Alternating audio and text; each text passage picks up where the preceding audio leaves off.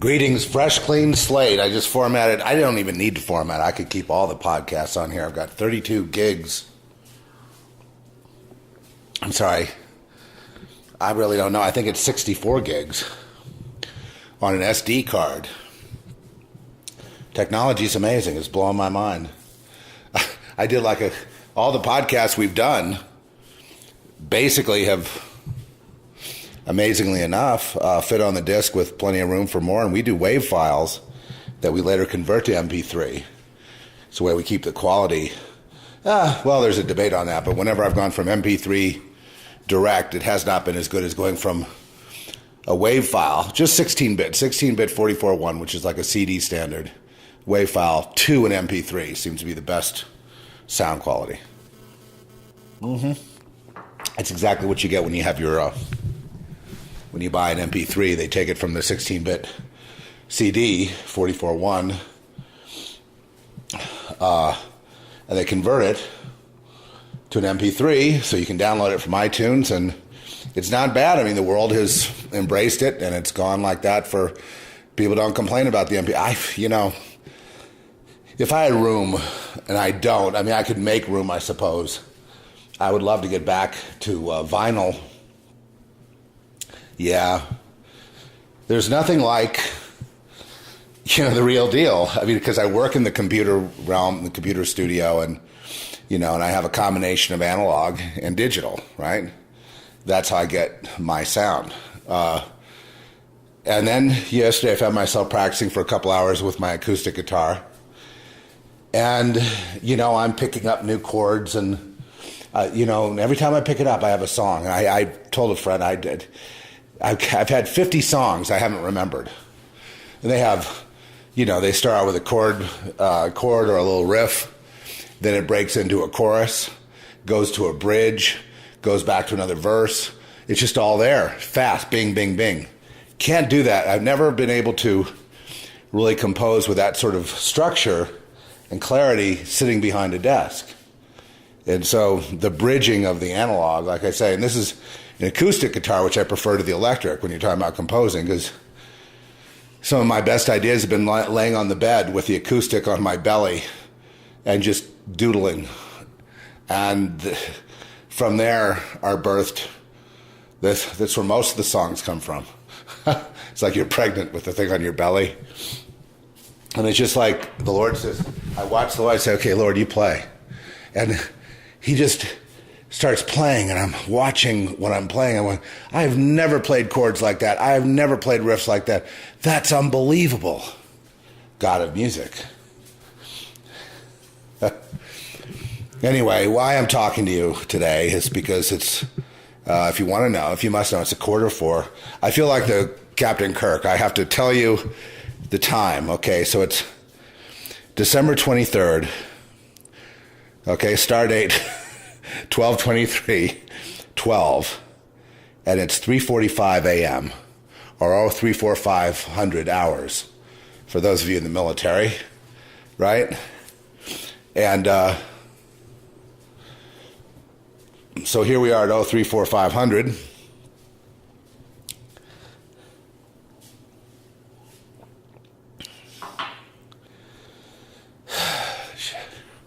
It's hard to tell you this. The downloads from, I guess we must be getting closer. Just done a lot of things. Look, the whole thing I've been thinking about, I know it's going to sound a little nonlinear and I'm going to sound a little crazy right now, but the whole thing I've been pondering, really going for an answer. And then last night he told me, well, for example, okay, here's one. Remember how we always had that mystery of the angels versus humans, and how, well, not the people on the other side, they don't think they're angels or fit extensions of fallen angels or anything like that. But remember the theory about I think it was Hoggard or one of these had a theory of humans being fit extensions, of genetic manipulation, and then, the fall of man, humans being a fit extension of the fallen angels. Right?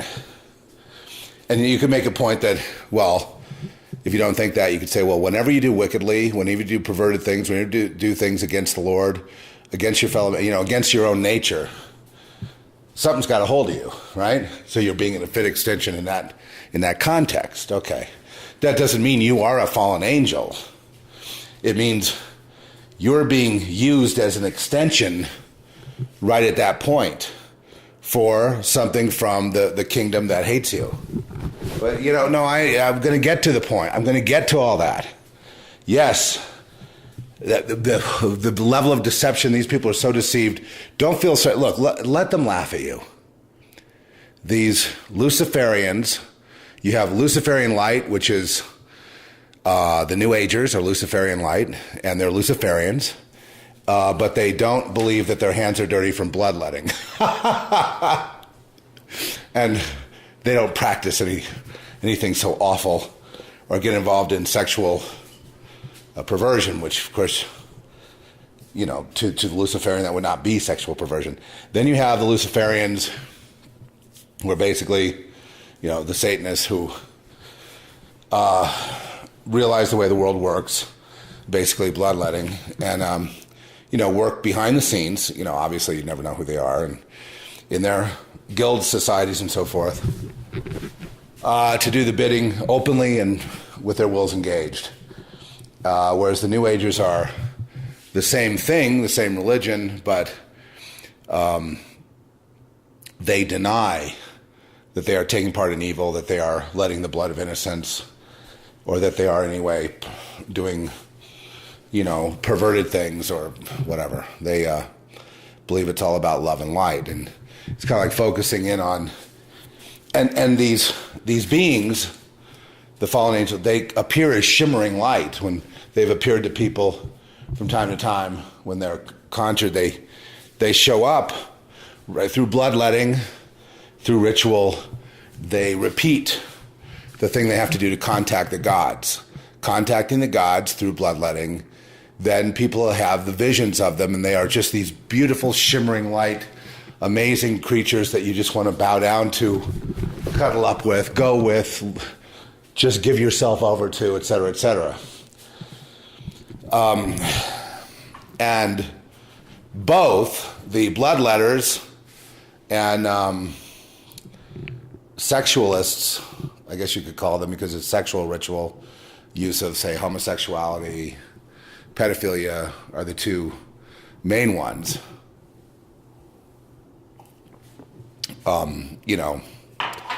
That is their fraternity, their guild or whatever. I'm not here to cast judgment, so I don't think I'm just saying what it is. I don't even want to get, how could you say that? No, I don't want to even get there.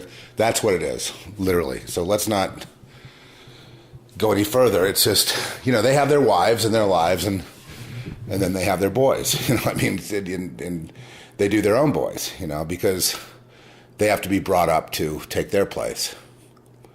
After all, they don't want to be like you, right? They don't want to be kicked out of everything. So they want to be part of the club. So that's the price. And then eventually the ones who are capable are brought into the bloodletting part. He said, it's sad but true, this is how it works, because without the favor of the gods, we would all be dead right now. We have no civilization, because they gave us our civilization, our mathematics, our science, so forth. So we seek to be possessed by them, because being possessed by them, we are smarter. This is not being an extension now. This is being fully taken, not an extension, but full takeover. And I'm leading up to the thing I'm going to lay on you. So just be patient. It doesn't, when I'm up at this hour, you better sit there and it's important. It was just the download was killing me. I know I don't get sleep, and I'm a zombie half the time because of it. But, I got to figure the Lord's going to take care of me, right?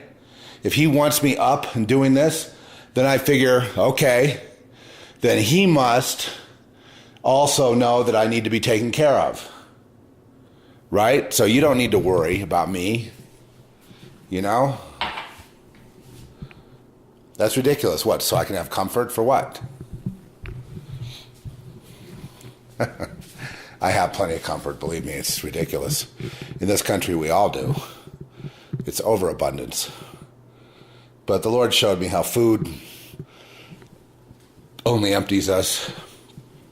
Things only distract us. So if you have neither, you're actually in better shape in a way. Unless you detach and it's abstract to you, you don't care. Then it has no power over you, you're fine. Right? That's the thing. You can be in it, not of it, and it doesn't matter if you live in a palace or in a hut like George Obama. Yeah. If it's okay for George to live in a hut, for Obama to put him in a hut and leave him there as a brother, I mean, I'm even if a half brother, I mean, that's right there disgusting and despicable of our disgusting, despicable leader. And he is disgusting and despicable. There's no question. He's one of the worst human beings that has ever been in a leadership role since Stalin, Hitler, those kind of people. He's on that level. But if he'll put him in a hut and leave him there, or leave him there, he certainly doesn't mind if you live in one. Doesn't care about... Yeah, I'm not going to get involved in any of that right now because it doesn't matter because I'm better than him. Meaning, I have the power to put an end to his entire situation. So he's beneath me in terms of stature in the universe. So why would I want to pick on a little kid who doesn't know anything? He's just willing to be an extension. He's so ignorant, he doesn't know his ass from a hole in the ground. He just wants to be possessed by Lucifer so he can be the leader and take everyone into the new Atlantis. And that's why. And yes, I got the vision of Hawaii. I know why he's there. And I'm going to tell you why he's in Hawaii next. But right now, I've already done the prelude about them being fit extensions, the world being bloodletting as the reality that, they have to sign on to in order to have this world the way you see it. I know you didn't come in here wanting to, they didn't lay it on you because they didn't want to let you know how it works. You're just going to be a naive little slave in their mind, and that's fine. But the way the world works, and the reason there's always wars, and the reason there will never be peace, is because it works on bloodletting, and bloodletting begets bloodletting, and it's a never-ending cycle. So it will never end. Bloodletting. Perversion, crime. I mean, I'm talking about crime that is done by the powers that be, who are Luciferian and who are above the law. And you wonder, gosh, well, aren't we just going to end up killing each other completely? No, because there's another force at work, or we would have done that already. And that's what I'm getting to. You just have to be patient. Yes, and careful with your ears. So the bottom line is this.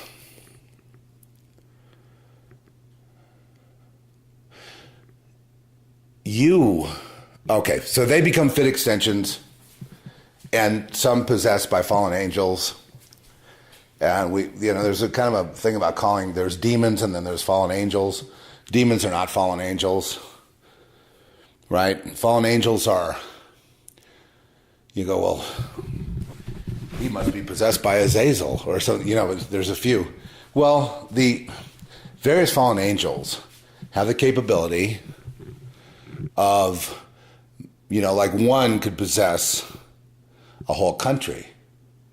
And if you're possessed by a fallen angel, you would be successful, calm, level-headed, seemingly astute, good student, honors, successful in business, and all those things. Now, I mean, no one would ever suspect you of being possessed, right? The idea of demonic possession, The Exorcist, that is something else.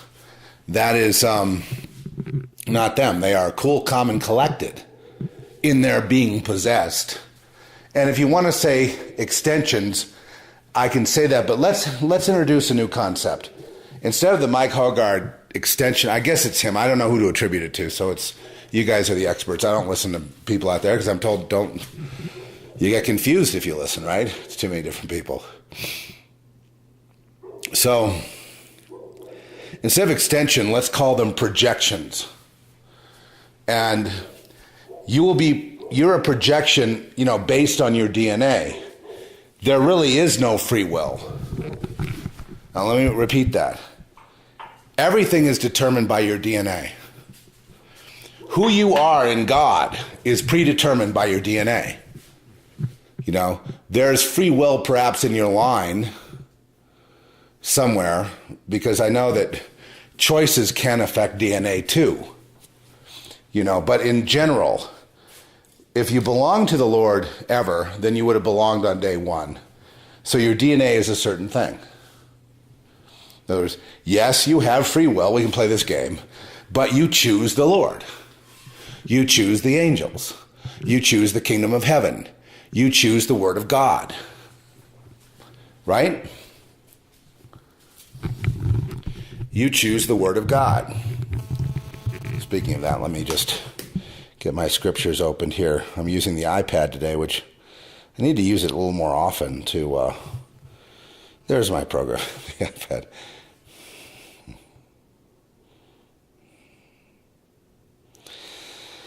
Yeah.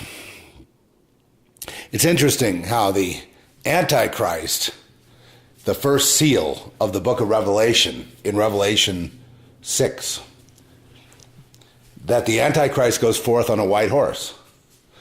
It's doubly interesting that, because he's Antichrist, of course it would be a white horse, it would be the same as what Jesus.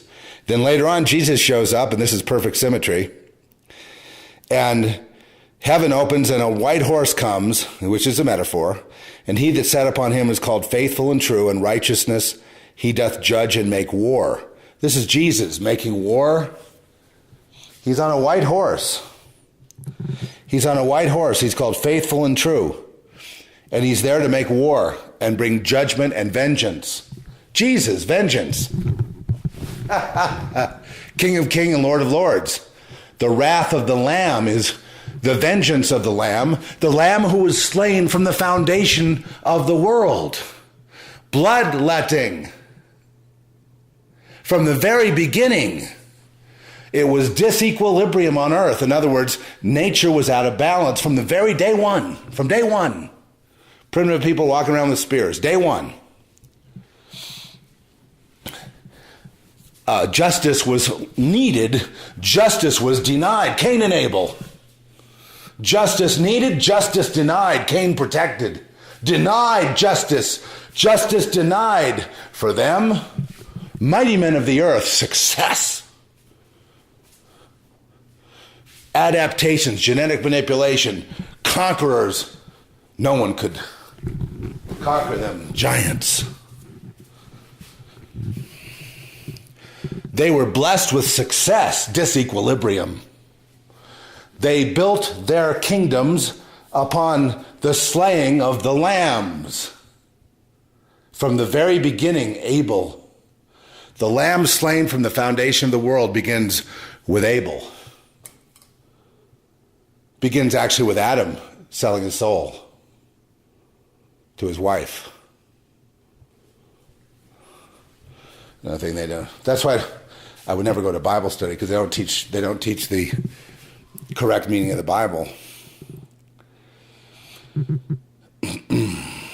That's okay. Right, and she becomes the Jezebel queendom. I mean, people say, no, you can't say that about Eve. No, what I'm saying is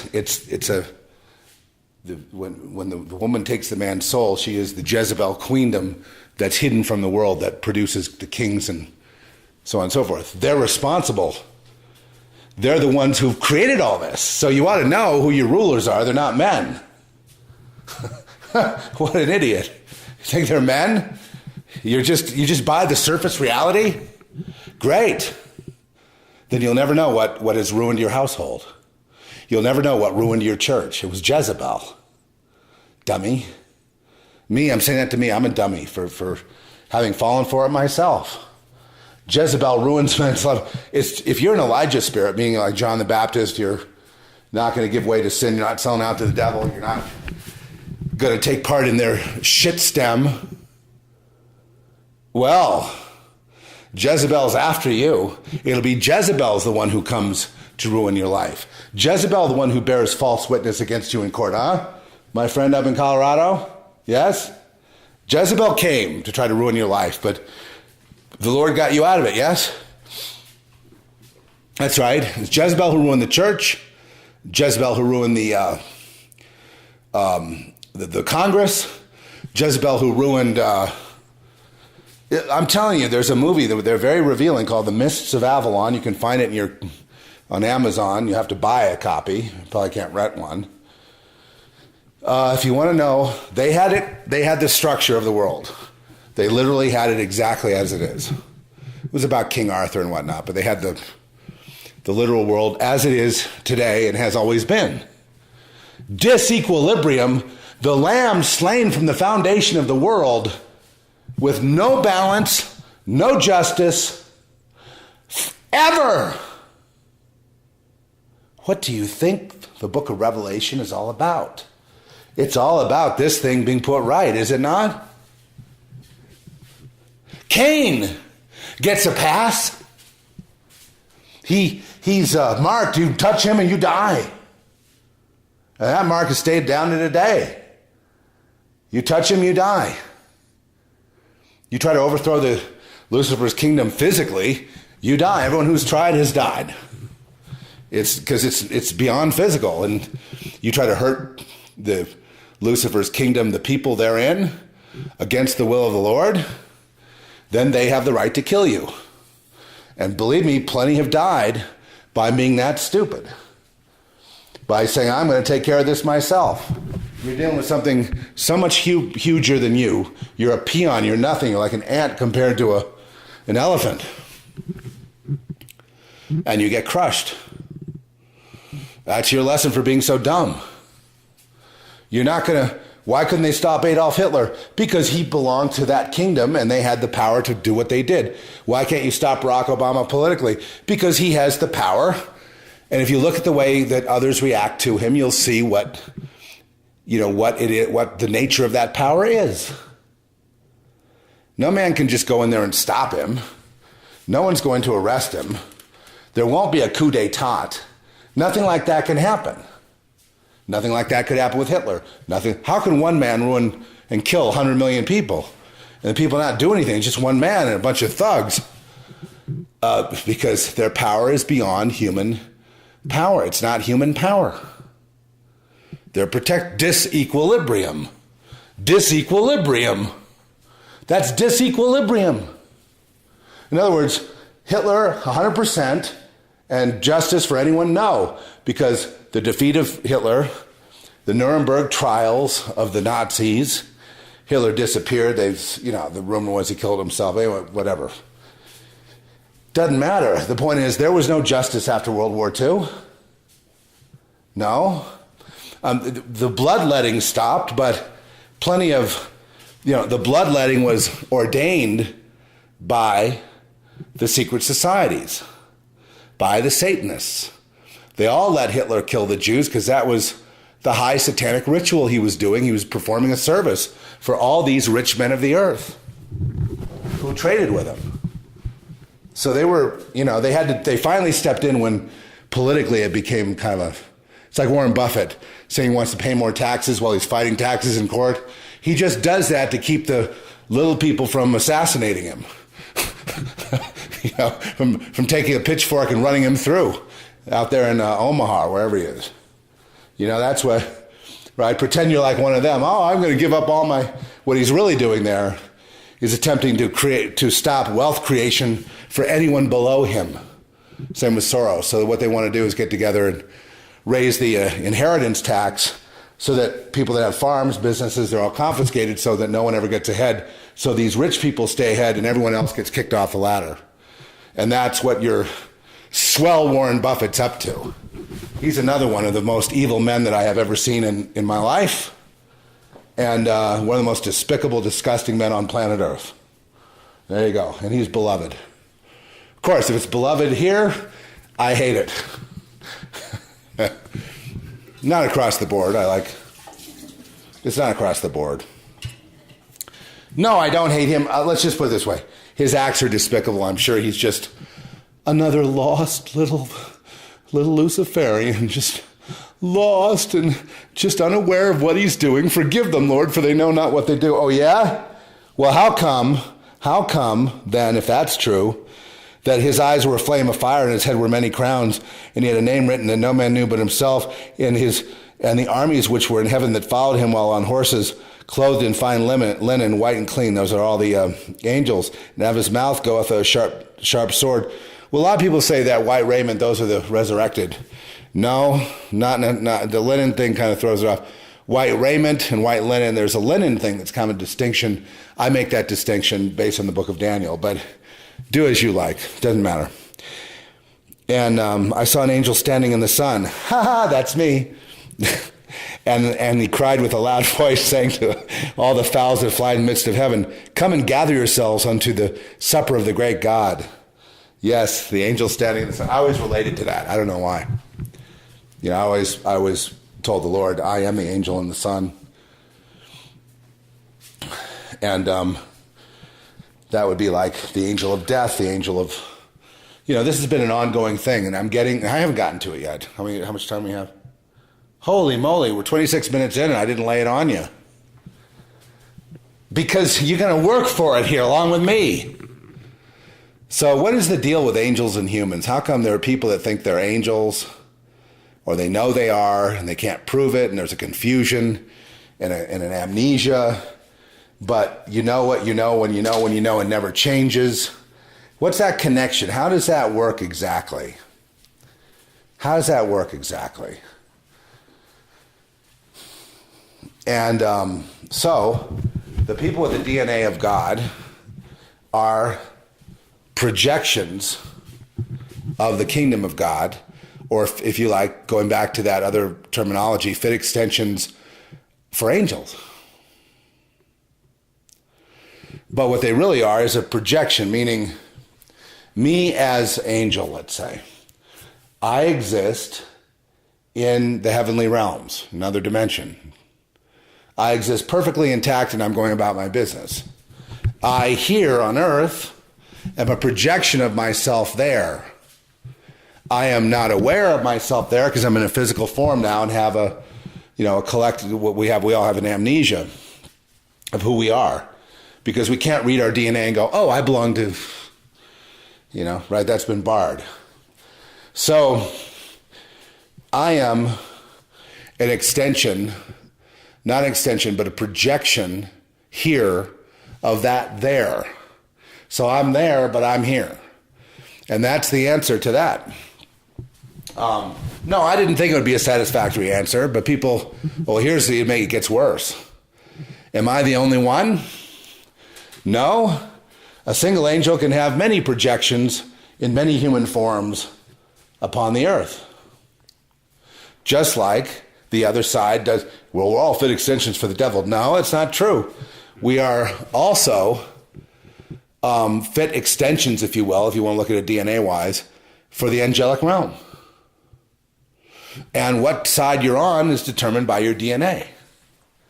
And it never changes. You are who you are, and you always be who you are, period. So before you start thinking you're exclusively this archangel or that one or this name or that name, understand that there's projections. There's also extensions where you can be used by the angelic realm, by any number of them, and then suddenly be not used. But are you a human? Is that who you are? No. None of us are humans, okay? None of us are humans. In other words, this where we are right now is a projection of something else, or a hologram of something else. We are not really humans as our identity, and never will be, okay? My proof is death, because it comes and goes, is cycle, and the things that are real are permanent. So, no, you're not permanent, so you're not a human. So all of you belong to one realm or another, and you're all special, okay? You're all special in the kingdom of God, if that's where you are. There's no difference between the angels or anyone else. It's all the same kind of thing. And really no difference between the humans and the angels in a sense. I know the Bible makes distinctions, but they're metaphorical type distinctions. They're not really, so don't you know we'll judge angels? It's like, yeah, you'll judge yourselves. Because, anyway, that's what was told me, and maybe I botched it up by what I've said, but we're not fit extensions, we're projections. So I would be, I said, well, who am I? And, because, what do I do? In other words, okay, who are you? Well, what do? Well, I fight Satan. I fight the pyramids. In Lamb, I had it that the pyramids were as if they never were, and people started committing suicide because of that. Because the pyramids, I'm going to answer what the pyramids are in a minute. There's thousands of them on Earth. They all point to Sirius and Orion, and they're all perfectly aligned on the Earth mathematically as if all these people knew each other. India, China, Egypt, they're all the same. But we'll get to that. The important thing to know is that as, a projection, well, you can say, who am I? And it's like, okay, well, I'm going to kill Satan, I'm going to slay him, I'm going to put him, okay, then I'd be a projection of Michael, right? Could there be others? Well, of course there could. No, I'm me, a separate individual, and I'm going to have this separateness and this memory and this thing of earth when I go to where I'm going. No, you won't. After death, the mystery is you're not going to carry this with you in the same way. You will be, but just the bad news is you won't be what you want to be. You want to be you, your ego, what you think makes you up. As you progress through death, you don't want to lose that identity of you. That's why the Lord says you got to die to self, so that's not a conflict. You can't hold on to your ego or your selfness or your name. Look, if you had amnesia and you found out, instead of being Joe, you're really Frank. Okay? Would that disappoint you if the truth is that you're Frank, not Joe? Would you try to hold on to Joe? Yes, you would. You want to be Joe. You don't want to be Frank. You want to be Joe. You're going to hold on to Joe. And they're going to, and everyone's going to have to fight tooth and nail to convince you that you're really Frank and you were just, implanted with Joe. You were projected as Joe, but that wasn't the real you. You're really this. Would you object if you're the Archangel Michael or one of these other beings that are nameless? Or would you object if you're anybody? You could be nameless because you're so egoless that you don't need to be anyone famous like Michael. But would that upset you if you're really, instead of being Joe, you're Frankie the Angel? My reference to Frankie, well, I was calling Frankie the Angel. Anyway, would that really upset you? Would you want to hold on to Joe, or would you go ahead and be yourself? Right, you would be yourself. You would be relieved to know that even though you lived this life like this, that wasn't really you, and this is really who you are. So that would be a comfort to you. So you would die to Joe and take up where you left off as Frankie. It was Frank, now it's Frankie. I'm sorry, this is just so funny. Silliness. So we're projections here, and I've always known that this isn't real. This is some kind of process that I don't quite understand. I'm getting closer to the answer of why all this is here.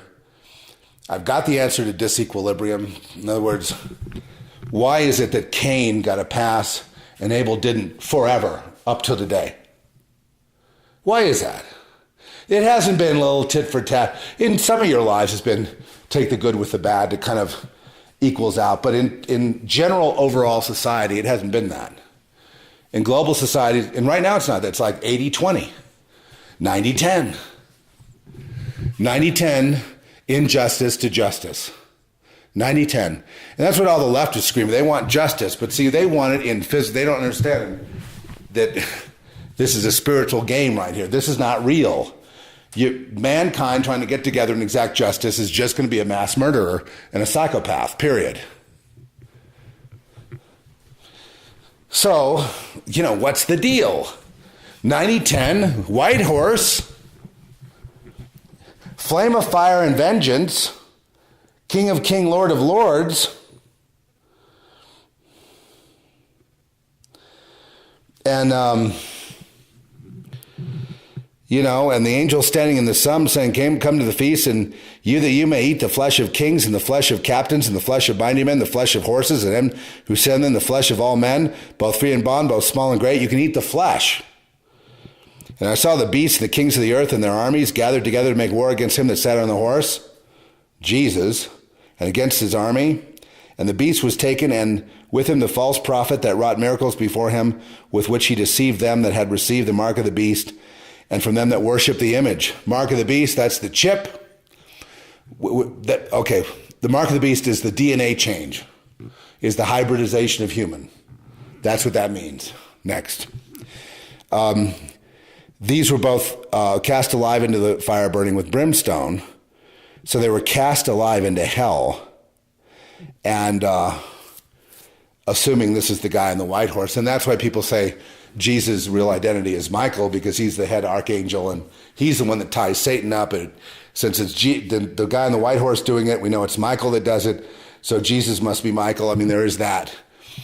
That's, whatever works for you. I don't need to see it that way, but I will recognize this, your point.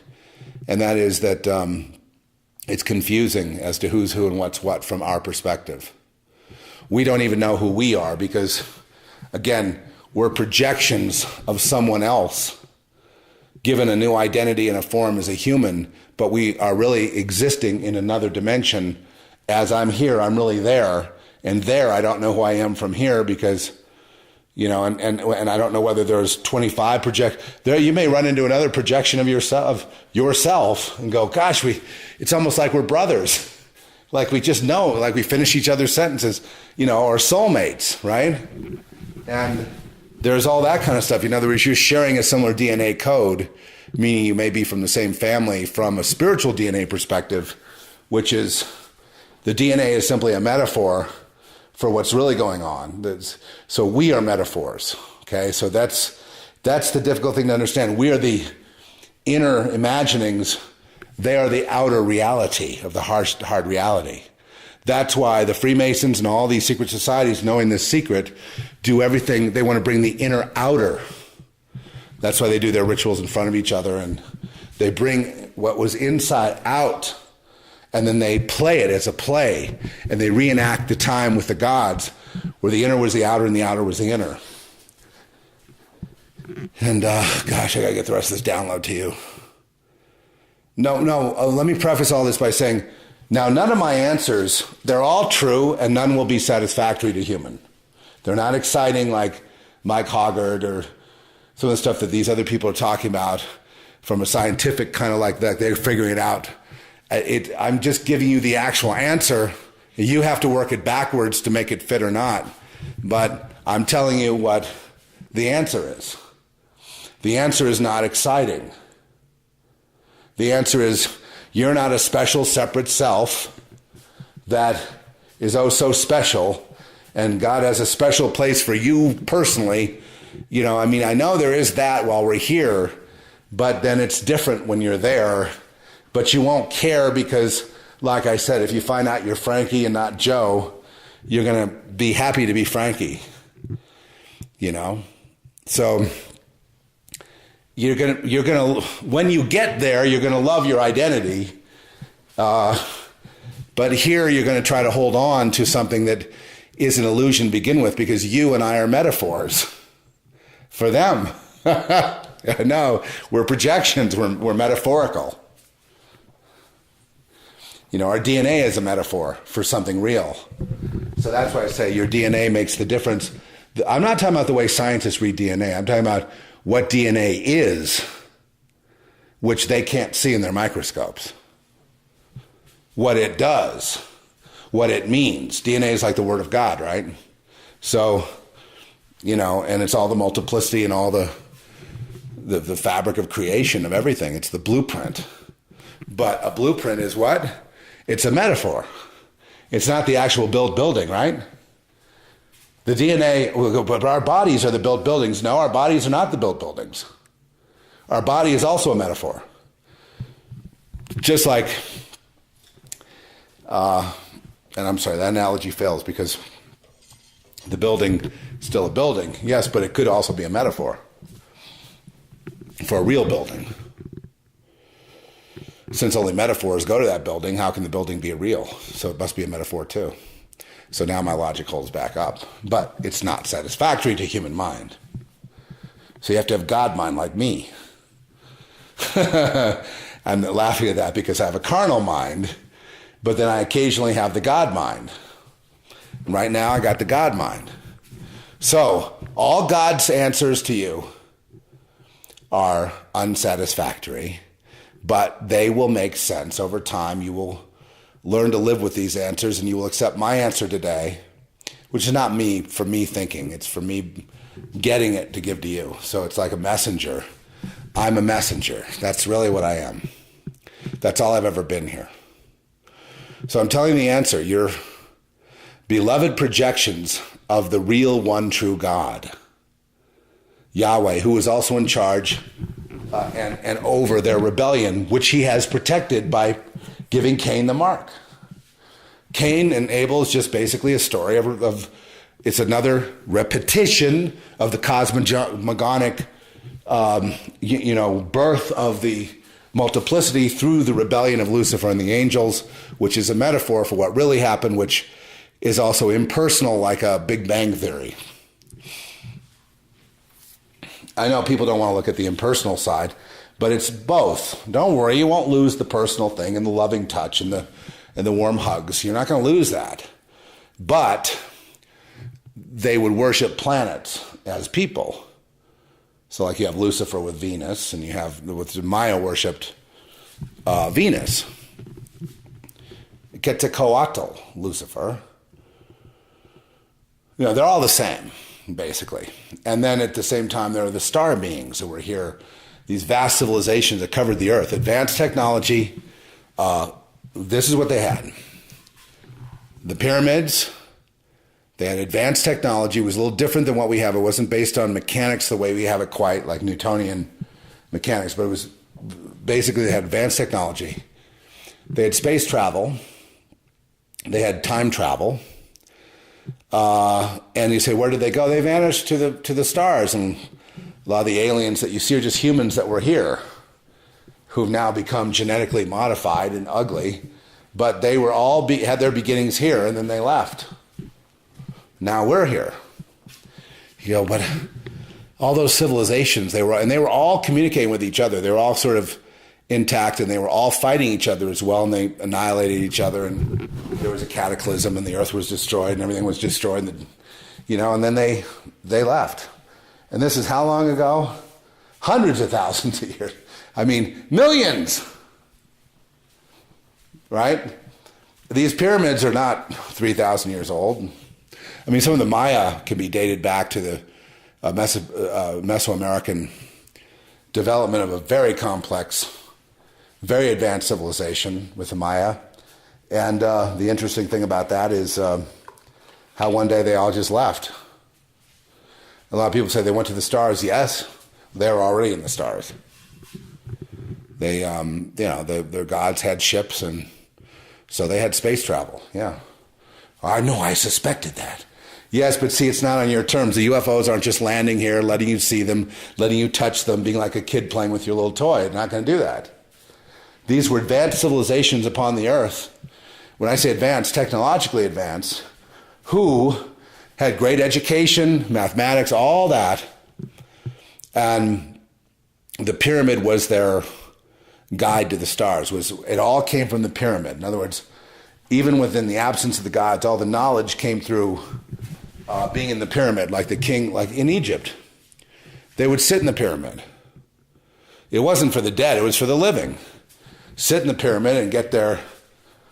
And, there was a way to actually travel by being in a pyramid. See, remember, the outer is the inner is the outer. So the travel became what you would call spiritual travel to the stars and beyond. And in those travels, communicating with the gods, bringing back the information about advanced technology back here, trying it out, and lo and behold, it worked.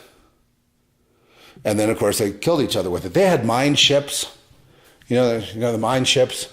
Well, this is what we call this witchcraft, but I mean, basically they would conjure a UFO with their mind and jump in and fly around and then shoot people from it. Yeah, they had those kind of capabilities. Oh, I know, we'd love to have those, right? But, this was stemming back to the Vedas. There were those kind of things. Star Wars was going on. Nukes were going on. Eventually there was nuclear war and trouble. And anyway, these civilizations left thousands and thousands of years ago, and the Maya being the most recent. But all of them were kind of coalesced by the same group of fallen angels. They were the ones that, collectivized and gave the advanced technology that the military-industrial complex today has, but won't give to you, the slave.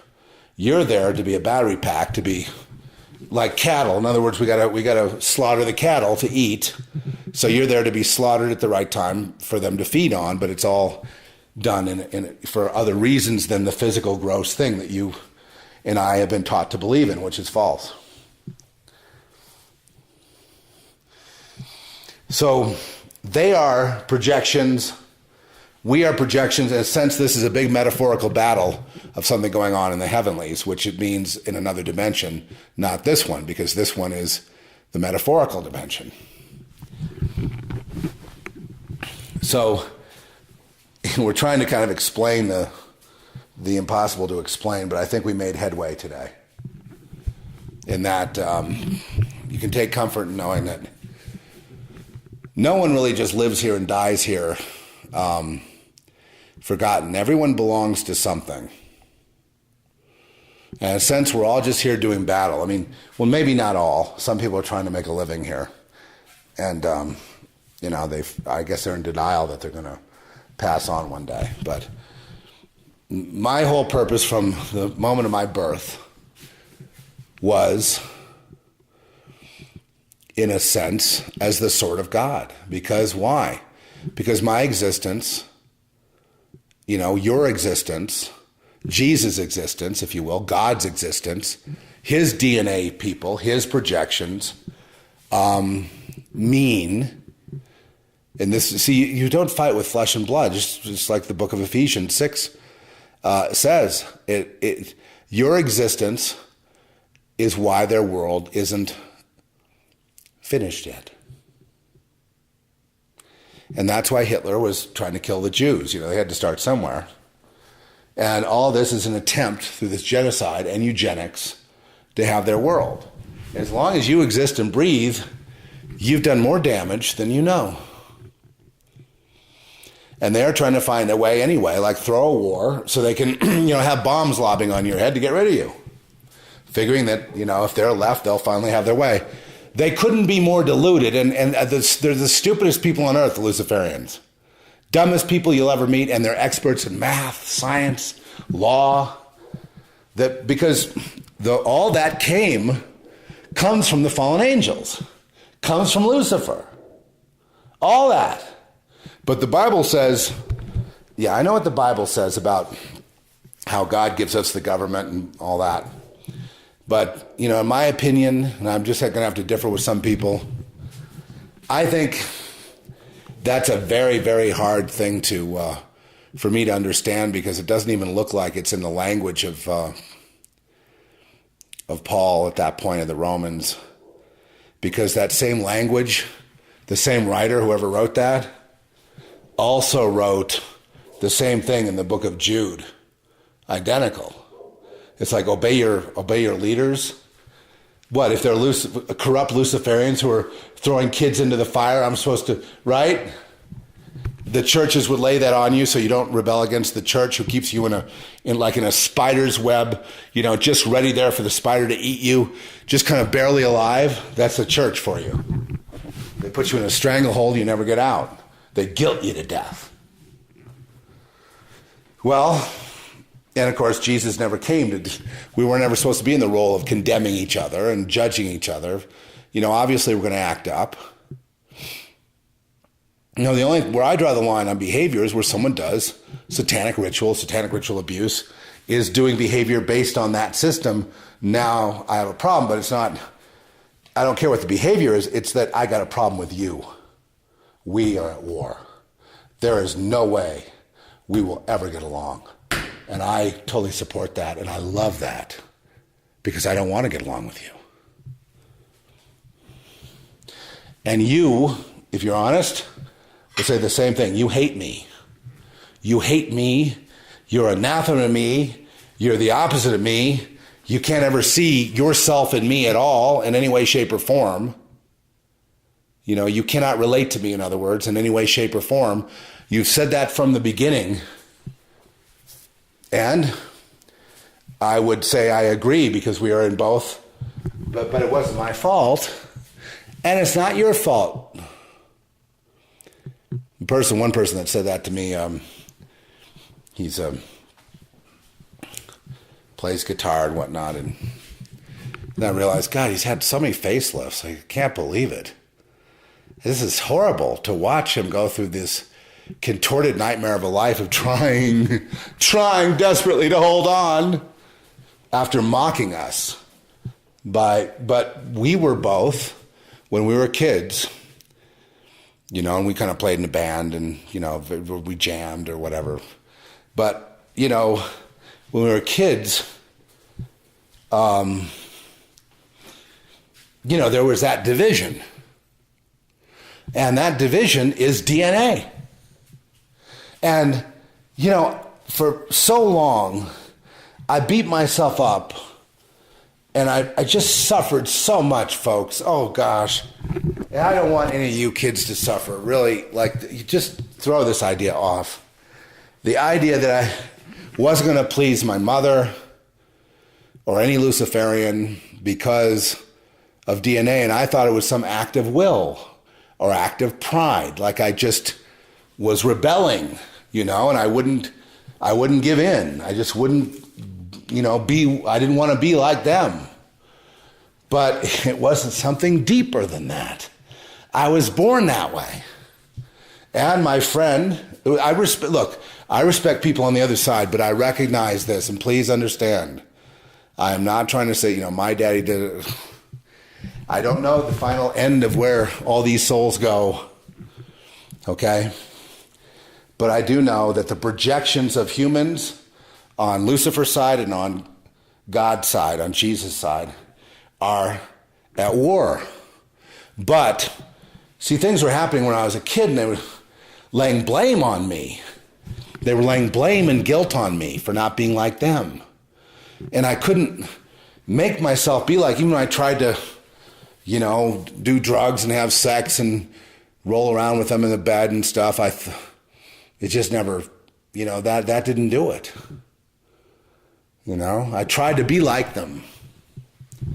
Well, anyway, so I beat myself up, and eventually they sequestered me and sent me to shrinks, and, you know, like, and I'm like, oh, wow, it's all my fault. I'm really bad. And so I spent a whole life in seclusion of doubt and self-loathing and self-hatred for all my life, because I had different DNA.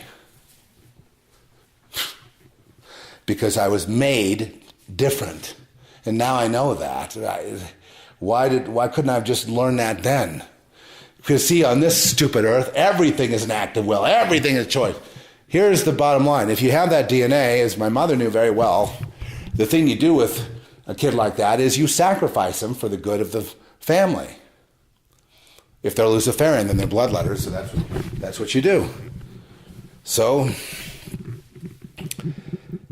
you know, that doesn't feel real good, to have someone wake up and find out that they're basically, the whole purpose of their birth is to be sacrificed. You know, I mean, that's a horrible thing to live with. I'm just here to, one person or another is going to sacrifice me. They just then find out that, you know, lambs, we're getting to it, folks. This is going to be the heaviest, better than any sermon you'll ever hear. If truth matters, then this is better. You know, if bedside manner matters, then well, in the words of my friend Auden, thanks a lot. Thanks a lot, Auden. He writes up, he's got a thing on, he's got a website called hardcorelove.com. And there you'll see yours truly has downloads. So go there and download the music he's got. He's got a section with me and other artists. Ancient Lamb series. In other words, another referral to me, ancient. And then he refers to me in the text. You're going to have to go to hardcorelove.com because you're going to have to find out what he said about me. But he called me a cranky old wayward producer who has mastered the studio, that's nice. But what about the other thing? Cranky old wayward.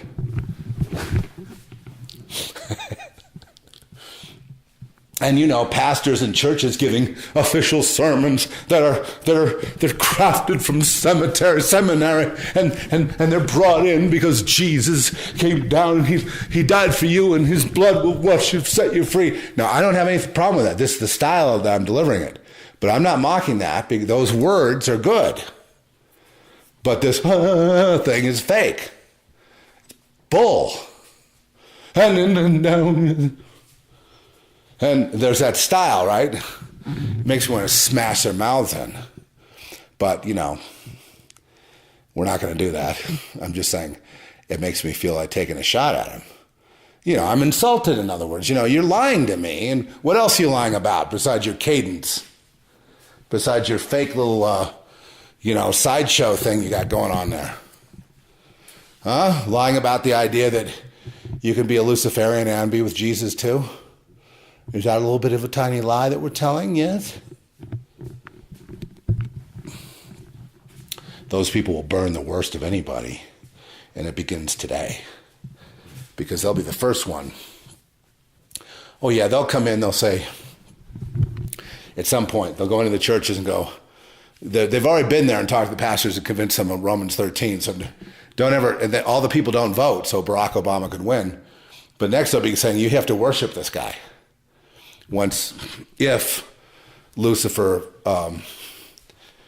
possesses him. Well, that's not after a head wound, brothers. No, that timetable there doesn't really matter. It looks like that in the Bible, but it's not. That's not really what it means literally, and I'm not going to argue it. But if you have let me just put it this way. Yes, Washington, D.C. is a Luciferic temple. America must do bloodletting in order to keep the civilization going that was given from the gods. The obelisk is a pyramid. And it's over a reflecting pool, which is used to contact who? The gods, meaning Satan, Lucifer, fallen angels, the watchers, whoever you want to call them.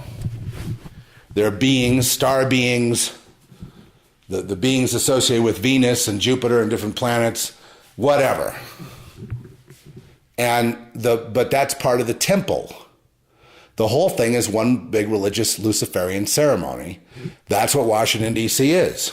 When you saw Boehner bowing down, it was to secure his place in the kingdom, figuring that Barack Obama will be, if not possessed by Lucifer directly now, which I don't believe he is,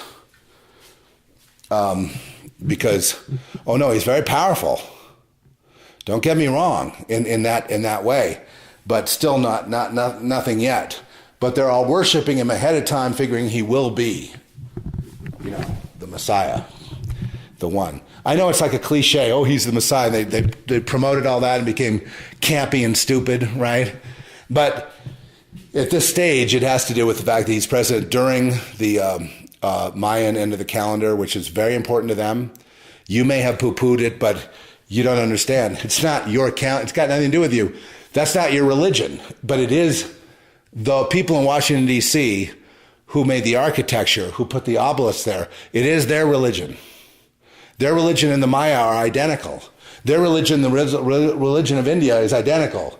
Their religion and the religion of the pyramids is identical. Egyptian, Indian, some aspects of the Vedas, Buddhism, etc., are veils for the real truth. It's in the inner sanctum of all religions.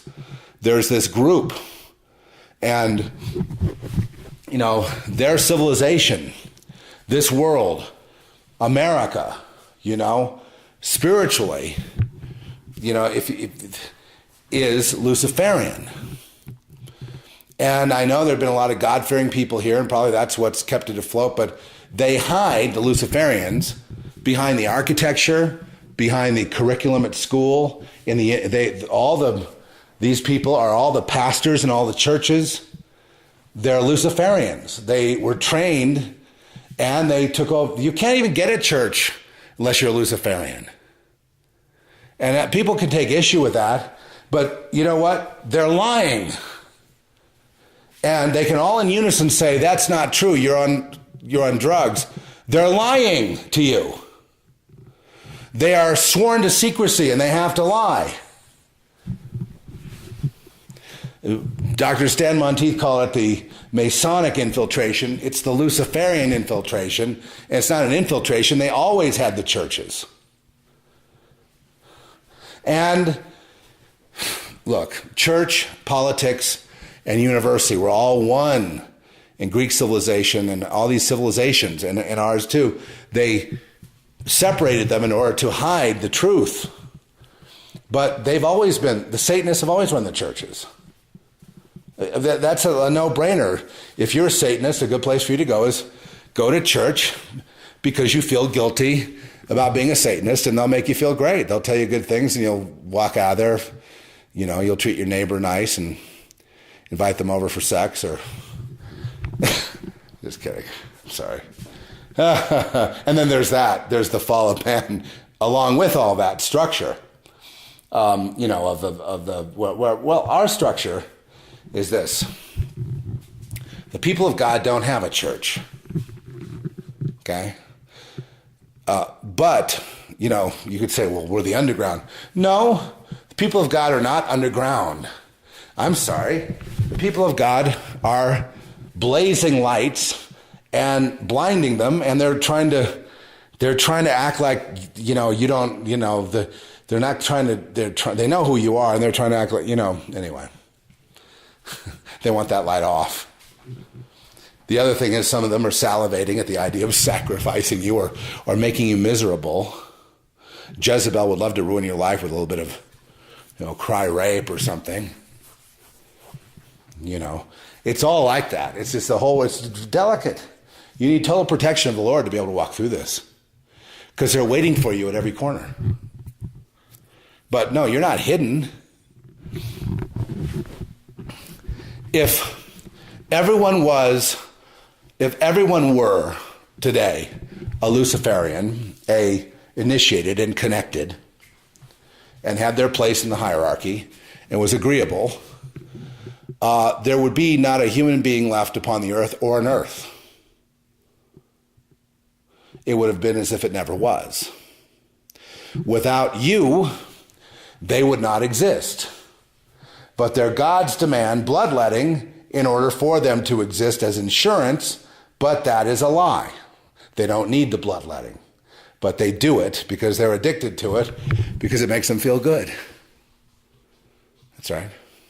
And that is basically the ritual to act like, what does Washington, D.C. do? It destroys the economy and destroys people's lives and makes war, okay? And in other words, bloodletting and maximum misery is, except for those in the inner sanctum of Luciferianism, used as a control mechanism, is Luciferianism. America does not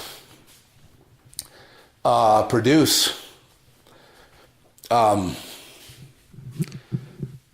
would say at this point, America is basically being gutted and won't be here. America, for me, it's already over and gone.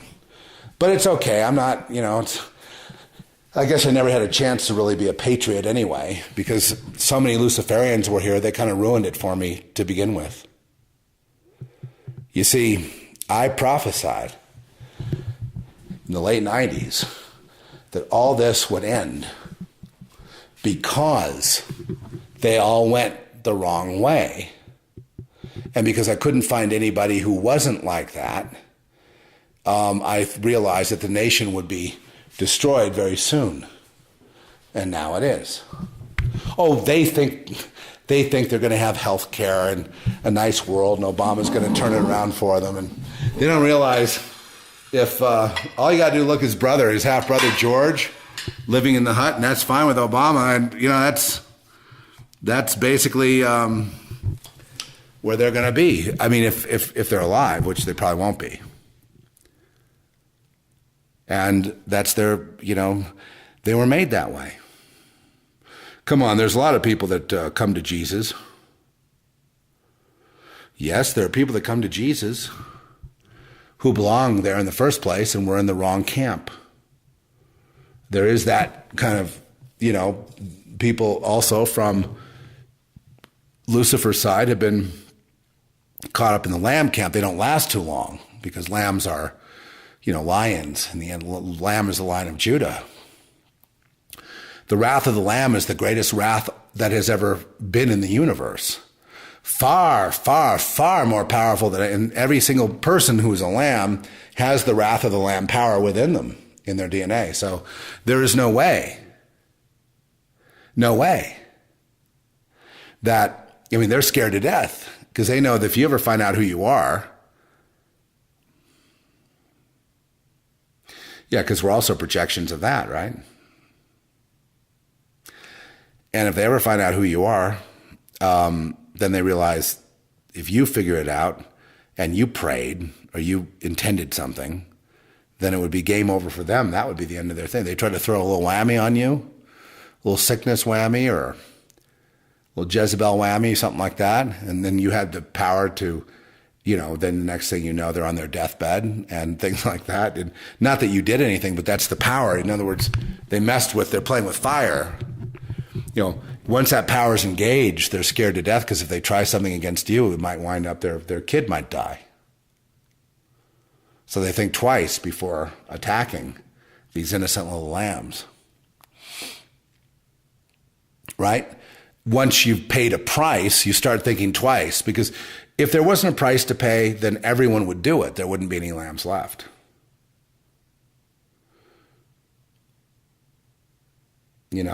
Had I come to the understanding of what the world is, really kind of fully integrated earlier, there's a lot of hardship that I would have avoided. I would have avoided poisonings and all kinds of things had I understood the reality, which is that it's 90-10 evil to good, and good most of that 10% is basically theater. Boasting, fake charities, whatever. And nothing in nature that God has made exists outside equilibrium, but God made it when he said to Cain, you'll have the mark. Anyone touches you, they die. But Cain, you can go ahead and kill anyone you want, and they can't retaliate. And that's the advantage Luciferians have had from the very beginning. That's why the politicians can keep lying, getting in trouble, but keeping getting reelected. There's no consequences for them until there is. There is ultimately, but they get to go a long time before they're cut down. Whereas if you try anything, you're cut down immediately and given a double punishment. And they know that about you. And they know that about them because they have rituals to the bloodletting, in part, is to put the blame on you and take the load off Fanny. Remember that song? Probably load, they're probably talking about jerking off, but who cares? It's the same concept. They take the load off one, put it on the other, right? They offload in their ritual. They do it ritually, and then it happens literally. So that the people are not down with the program, they're the ones who are going to carry the weight, and the people that are, being naughty with Lucifer, they're the people that are going to get to be the rock stars and have all the fun, while the other guy pays for it. Disequilibrium. And what I just said is absolutely true, right? Furthermore, the stars that you see are using powers not their own. It's a combination of collective power that they've stolen from others and power that's been given to them by fallen angels for their obedience, for their rituals, and for their, what? Bloodletting. Yeah, okay. Make sure you say that every time, Zeph. Okay, bloodletting. Bloodletting. Well, bloodletting is the main thing. But remember when the Maya civilization was collapsing, how they were killing, like, what, you know, do you see Apocalypto? That was based on history. That was the very end of the civilization before the apocalypse, before they, right?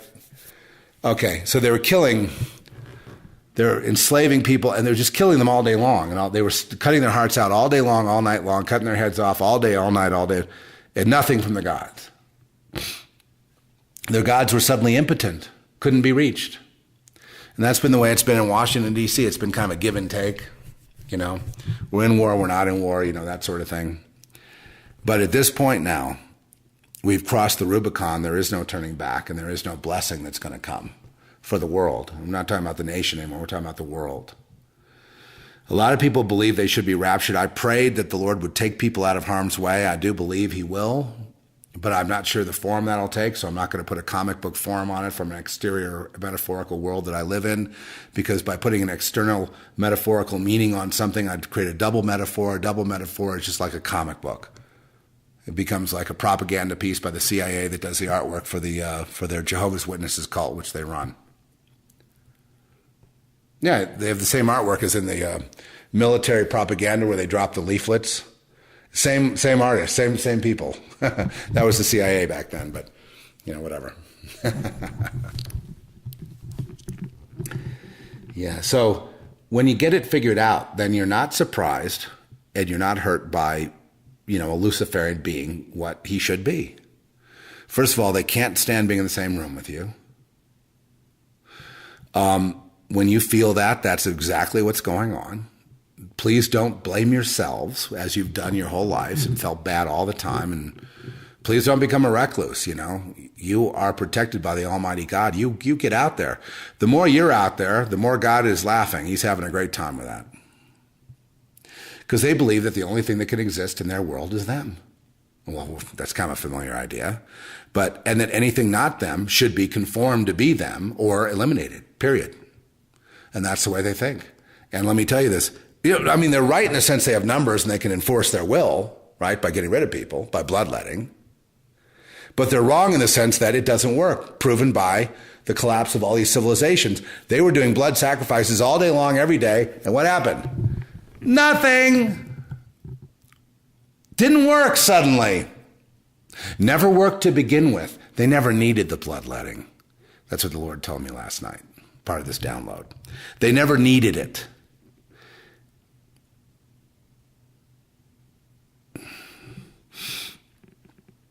The advanced technology only destroyed their civilization faster.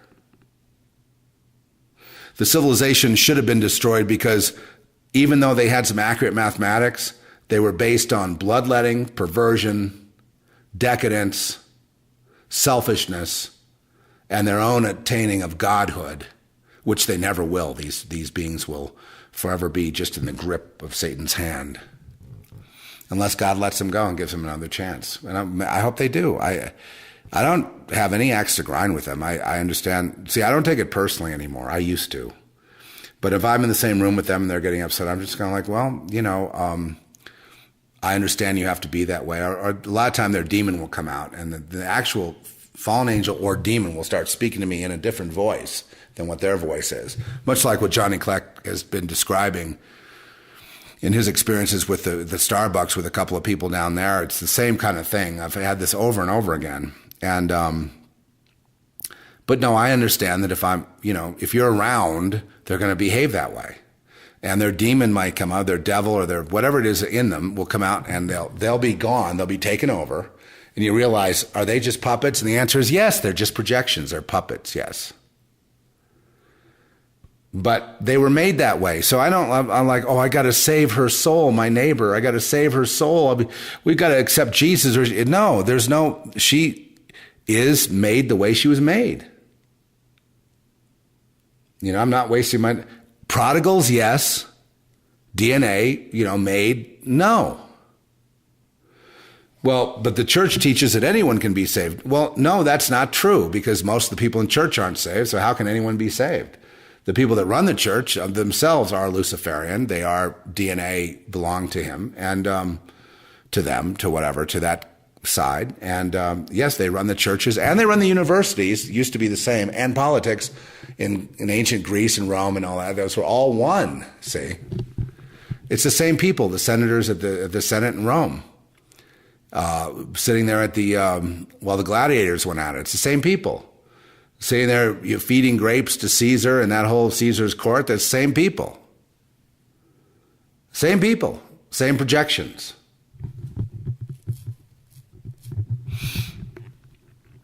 Yeah, but in reincarnation, I've been an angel and a devil. Johnny Cash. No, you any memory that you have or anything like that doesn't necessarily mean it's true. You know, I explored the idea of past life memories, and what I realized is all these memories were fragments, and all had to do with DNA, and our DNA has fallen, all of us. But there's a certain gene or a certain thing that's in a person that belongs to God, and one that isn't in one that belongs to the other. But in terms of damage, it's all damaged on all sides. Some, well, you said from free will, a person could change their DNA. And the answer is, well, you will become whatever it is you are. I mean, Nimrod became like the mighty men of the earth. I mean, he became, in other words, some sort of hybrid. But how, I used to think it was from because he did abominations, right? He did rituals. And through the rituals, he became as them. But he wouldn't have done the ritual unless he had that gene in him to begin with to become that way. So he potentiated his already genetic disposition. I'll put it that way. These people, furthermore, if you left them on a desert island, they would know just how to do their rituals, and you wouldn't, would you? They already know. They don't need a manual. They could do the ritual exactly as the high priest in the temple could. Even if they never saw the high priest in the temple and they never went to any of these rituals ever or never participated, you could put them on a desert island and they would enact it perfectly. Would you?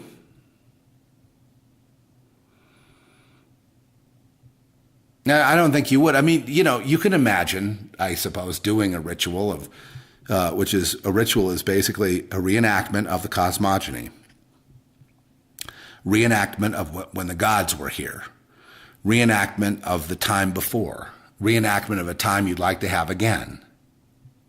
Right? Contacting of the spirits.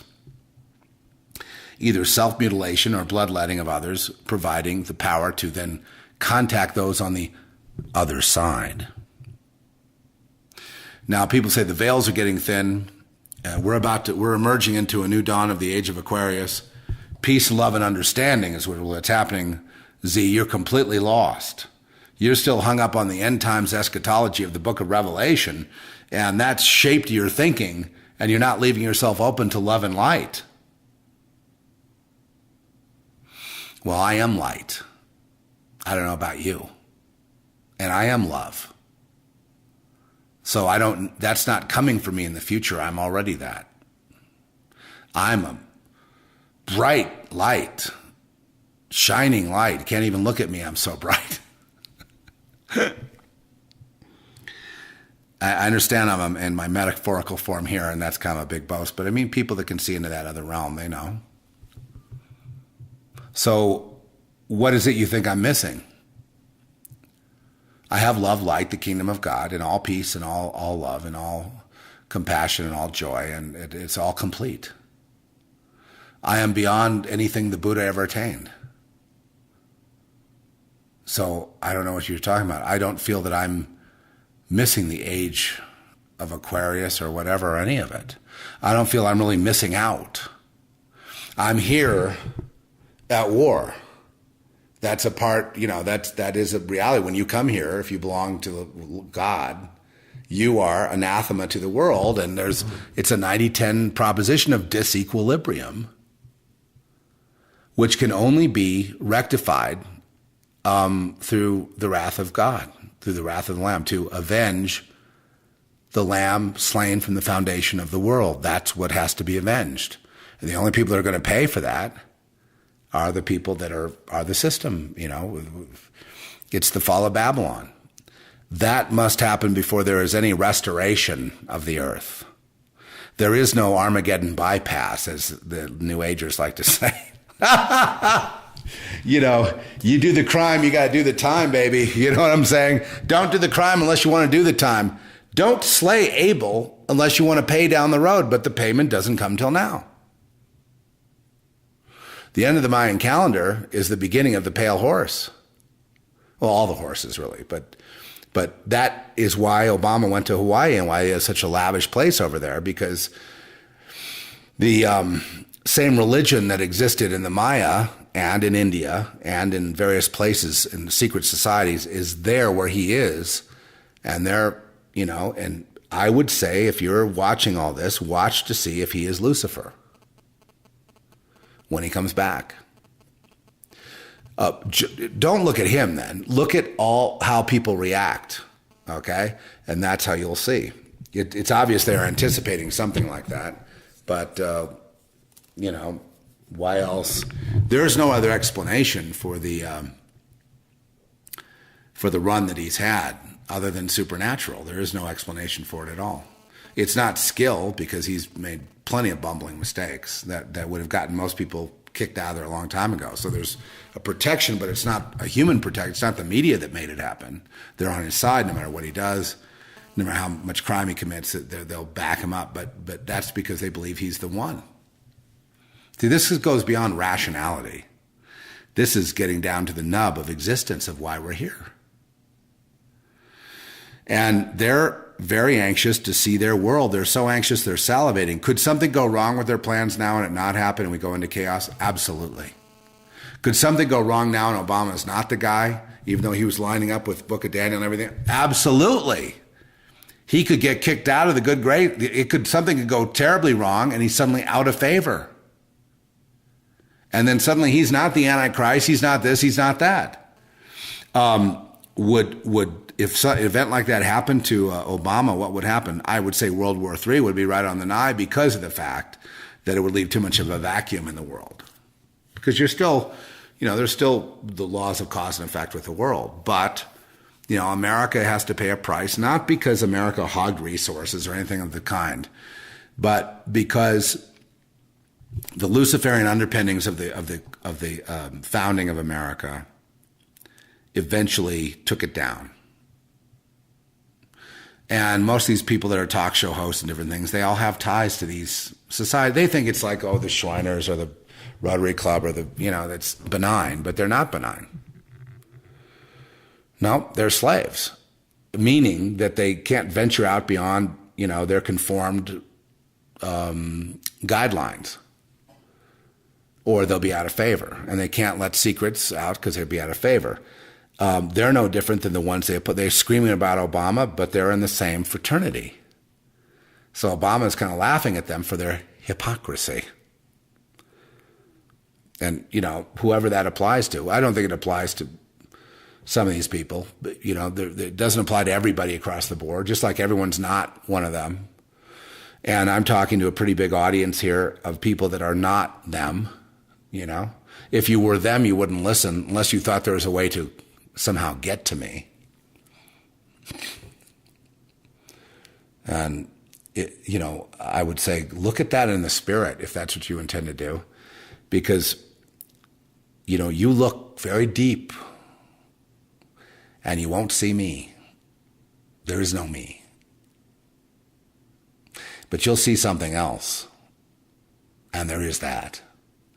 And, if you want, I just advise people, you mess with any of these people, any of these little meek ones that you think are so easy to take advantage of, that's like going to Yahweh, going to the wrath of the Lamb guy, and saying, I'm going to mess one of your kids up. And you would have the entire kingdom on your head forever and ever, and you'd never be able to get out of it. And you would be tagged and delivered, meaning your soul delivered to Satan with no hope of any redemption, and cursed yourself for all eternity, you'll burn forever and ever. Amen. As you ought to. But it was just a stupid mistake, Brother Z. I mean, isn't there forgiveness? Look, the Lord is mercy, love, justice, wrath, vengeance, hatred. But it's perfect hate. It's perfect justice. It's perfect love. It's perfect in all ways. The Lord will bring justice to this planet. Rest assured.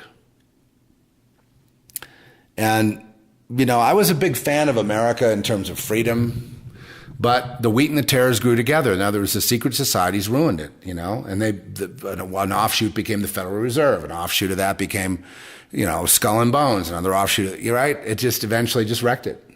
It was really the Luciferic secret societies ruined America. If you like to say that, the wheat and the tares grew, but there's nothing anyone could do. It had a certain timetable. It was God's will, and I'm at peace with that. I'm not lamenting it. I'm certainly not going to try to get it back. That would be a fool. I'd be a fool to do that. You can watch on TV, but you're not going to see it come back. I mean, it's nice to see people stand up for principle, and I support them, But whether or not I don't even know what America is. When they start propagandizing it on the air, saying America's not dear, you can come here and be anything you want. No, you can't. Not with the regulations the way it is now. No, that's not true. People are fleeing and going back to Mexico and stuff. They're not seeing the opportunities here like there were before. And there are people like Warren Buffett and George Soros for the wealthy, make sure that no one gets wealthy.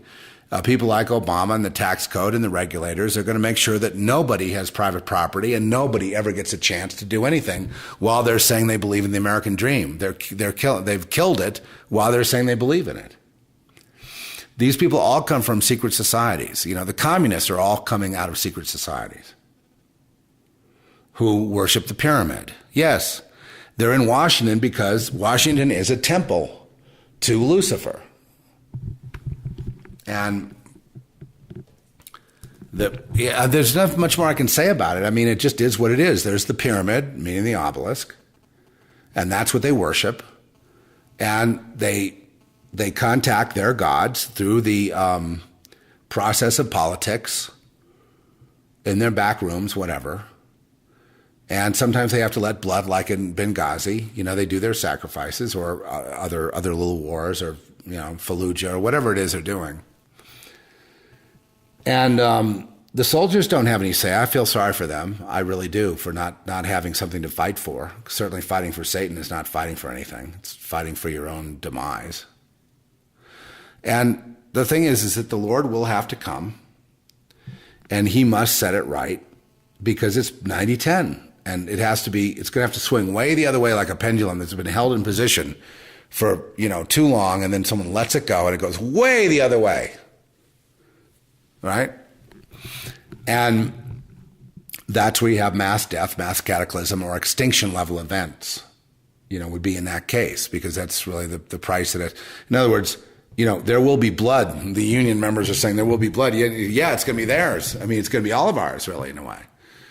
There's a price to pay. And in a sense, the contract with Cain has kept that pendulum unnaturally bent back so that the bad guys get away with stuff, and they ritually put it on the good guys, and they're the ones who end up paying for it.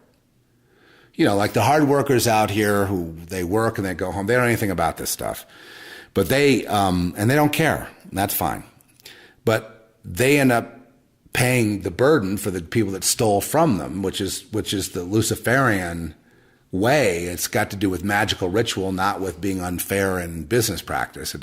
Regulation's not going to fix it. This has to do with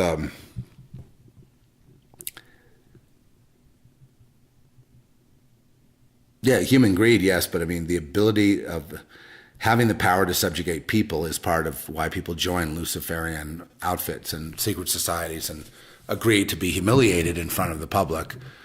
Yeah, everything in Washington is a temple ritual. So the Boehner thing it's part of their enactment of the ritual of Boehner's going through what you might call an initiation ceremony for the new king. There's the coronation of the king, plus there's initiation of, former enemies into the blessed, approved of camps. And now you see he's about to lose his speakership, but he's not going to lose his speakership because he went against his mandate of not to raise taxes. He loses his speakership because he is a traitor. He's gone to the other side to join them because he's tired of fighting and he doesn't want his kids to suffer, so he's trying to cut a deal. And for that, he has to do this dance in front of the public, and that's just about over. And then there's a lot going on. If you look at it as a temple ritual and you look at it as temple rites and various things, then you realize the head of the country is the high priest of the temple. That's the way. So the president is the high priest of the temple. And what he says is religious. They're not speeches for, what sounds good or whatever. They're spiritual, supernatural coded messages. And they have a certain power to do things to people. And if you've seen the reaction of people, you can see that it's not just hypnosis. It's some power that speaks to those who have that DNA. What it is a gathering of, all the forces to be of one mind. And that's what you see happening. And it has nothing to do with politics or the middle class. They don't care about the middle class. Obama could care less about the middle. Obama's upper class. I don't know if you've noticed, but he's going to a $30 million house, which is his, which was a gift. That's the universe he rolls in. I mean, he doesn't give a damn. He only is, all for raising taxes against the wealthy to pit them against them. He just is doing that to keep people divided and attacking each other while he goes off and has a vacation. He's like Louis XVI, and Marie, and his wife is the black Marie Antoinette. We have the white one in France. We got the black one here. Same spirit, though. Same exact person. Madame Deficit, yeah. And she considers her husband the high priest of the temple and therefore the husband of all wives out there. She said, let Barack can be your husband. And she was making a spiritual statement, being that, what she really is a witch. So she's making a spiritual statement. And it's okay for her if all the women have him as the husband, which is a ritual talk. It's ritual talk, and that's how I knew what she was all about. But anyway, when I heard that was just like one of many things that happened that confirmed what's going on. And I was just like, okay, so here's the high priest and the ascension of the high priest. And the whole goal is to contact Lucifer and have Lucifer come down through him. He is the husband of all women. Well, that would be Satan. Whenever there's Satan, present, he's the husband of all the women. The husbands, everyone has to obey. Anyone he wants, he could take and have sex with or anything else. The husband would gladly give because it's a collective to begin with. Here's mine. How can I have some of yours? You know what I mean? And share alike, and that's the way they are. And they rip off each other's talents, and they everything is done in the spirit. Everything is done by ritual because the inner is outer, outer is inner. This is a metaphor. Being that this is a metaphor, nothing's really real here unless it becomes ritualistic. If it does, which is all what Washington is and the world is, then things start happening. You start seeing what's really going on. It's all one big movement of the rituals to gain access to power and good graces and whatever else. Because the outer is inner, the inner is outer, the temple must be outside. It must be taking place while politics is going on, while church is going on, while school is going on. But something else is happening, but the people don't know because they don't know the language, they don't know the code, so they're being coded and messed with. And their DNA is being altered in such a way through words and ceremonies and things that look like just regular everyday life, but it's not. And when people start getting to that level of awareness, which they'll never get to, not by watching television and looking outside for all the answers and trying to be very methodical and scientific about everything, they will never get it because the only science is inner. The only science that counts is the inner science.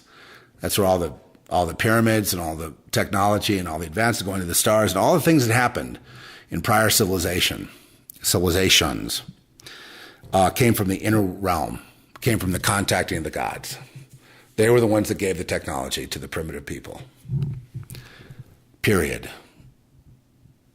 I don't think anyone would argue, no archaeologist would argue with me on that, at least at this point. So that's where we are today. Yes, you're fit extensions of the angelic realm.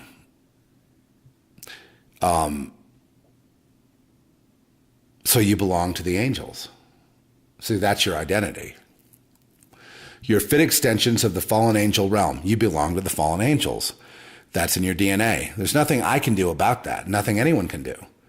But those are the people that run the churches on that side there. They run them all. And they will tell you that, hey, everything's everything, we're all the same, and it's all free will, baby, and, it's like never give up on anyone because you could always make the choice for Christ, and da-da-da-da-da-da. That's a bunch of hogwash. That's complete. And then they'll trot someone out who was a hardcore Satanist, but look, he belongs to the Lord now. See, he's been healed, and the same can happen to you. No, it doesn't. That's not the way it is. And you never see that. And it's a very special case of where you see something like that. And mass deliverances never last. People go where their DNA is. That's it. And they're not gonna be something they're not. I tried to be, in good with Satanists and Luciferians and all that. And certainly I had was a sinner and all, and pretty much unrepentant. So that boded well, right? But no cigar. The gene wasn't there. There's nothing you can do about it. You can do everything they do and mimic them like in a mirror, but they'll be on one side of the mirror, you'll be on the other. You're not going to pass through unless you have you need the right code word, the secret password to get in the club. And I think this will help people, because I think people will start feeling less guilty about being who they are and realize they are who they are. And there's nothing they can do to change it anyway. And so they might as well be proud of who they are. In other words, if you're a lamb, you belong to God, and the world around you doesn't, be happy to be with God. Be happy. I don't go around saying, you're going to burn in hell, because that's a stupid statement. You guys are going to hell, as if there was a choice in the matter. There really isn't. That's really what the inner, if you really break down the Bible and the Word of God all the way, you realize there's no free will. Well, you violated hundreds of scriptures now, brothers, that you're in blasphemy territory. You can say whatever you want. I don't agree with the fundamentalist Christian view anyway. Why? Because most of the fundamentalist Christian view is never looking into scriptures at what they really mean, but it's very didactically going through. Some people get hung up on history. It's like Vernon McGee through the Bible. Now, I used to love listening to J. Vernon McGee, but the guy was just dry as an ocean bed that's been turned over, exposed to, as dry as a Martian dry ocean bed, like an ocean bed out in California, out in the California desert. There's like lake beds that are just dry. It's like that. It's like, we're just going to look at the history and the historical context and be good stewards of the word. It's like, you're just not even alive, dude. He's dead now, but he was trained as a pastor, and you get, what you see is what you get. You end up with this very dry out. Look, John MacArthur, he was also, I used to listen to him from the Grace Church, and then I went there, and then I couldn't believe what I saw there. Couldn't even believe what I saw anywhere. But he was a great teacher. I mean, you listen to him, and he'd explain what the historical and what people were really going through and what the scripture really meant. But then I noticed every once in a while it would just kind of like his interpretation of Luke 17:21 about the kingdom is within you. It would just be, you can see it in his study. Someone gave me one of his study Bibles. You see in the notes. He's not a spiritual guy. You know what I mean? He's a Mason. He's a Luciferian, and so he's never going to get it. And the odd thing about that is that Luciferians are supposed to be inner, outer, outer, inner, but you realize that their rituals that they do outwardly don't require spiritual thought or insight. If you're not with them, it does. But if you're one of them, it's just a physical ritual, right? They don't, it's weird, but he couldn't explain his way out of a paper bag. In other words, he doesn't have a clue what spiritual rhema would be, or, prophets. There's no prophets in his church.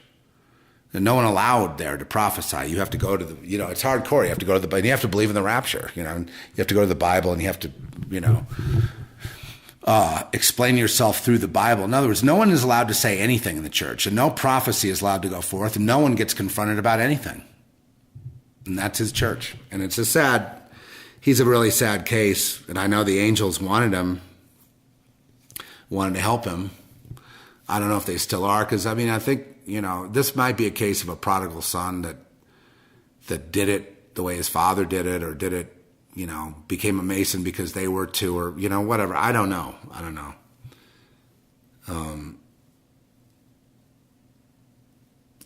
I'm not saying that no one has a chance. I'm just saying that, the people are made for God and people are made for the devil, and there's nothing you could do about people that are made for the devil. They're just that way. They just are what they are. And, as soon as I realized that I am what I am, the guilt went away about not being what I'm not. Okay? I felt relieved to know what I am. That I belong to God, always have. It wasn't like I had a choice in the matter. I've always been the God kid, the God guy, the God mind, the God, thought, the God talk, the whatever. So that's where I belong. It's no big deal. I shouldn't feel guilty about it. But even if I did, it doesn't matter. There's nothing I can do about it. I am what I am. It'll never change. Why will it never change? Because people don't change. Because it's written. And, when there'd be a scrape with Luciferians, and then they go, oh, God, he'll never change. Someone said to my mother about me, I'll never change. He'll never change. It's like, no, and you'll never change either, and either will she. This was her boyfriend or whatever. Yeah.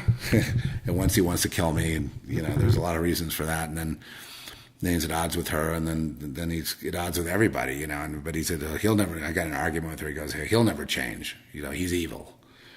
And to me, he would be evil, a murderer, and they're Luciferians, and, that's fine, but I'm not them, they're not me, and so there is no way that either one of us will change. There's no way that we can be in the same room and get along, and we didn't. The love that I have for my mother is basically that deep connection. But, my brother was like me. She didn't want to have two kids like that were from the angelic realm rather than the fallen angelic realm. But, my brother was way a pure heart. And, she hated that because a pure heart cannot. And there was no way to change him. You couldn't make him something he wasn't. And, it doesn't matter how much pressure you put on him. He's going to be what he is. I know.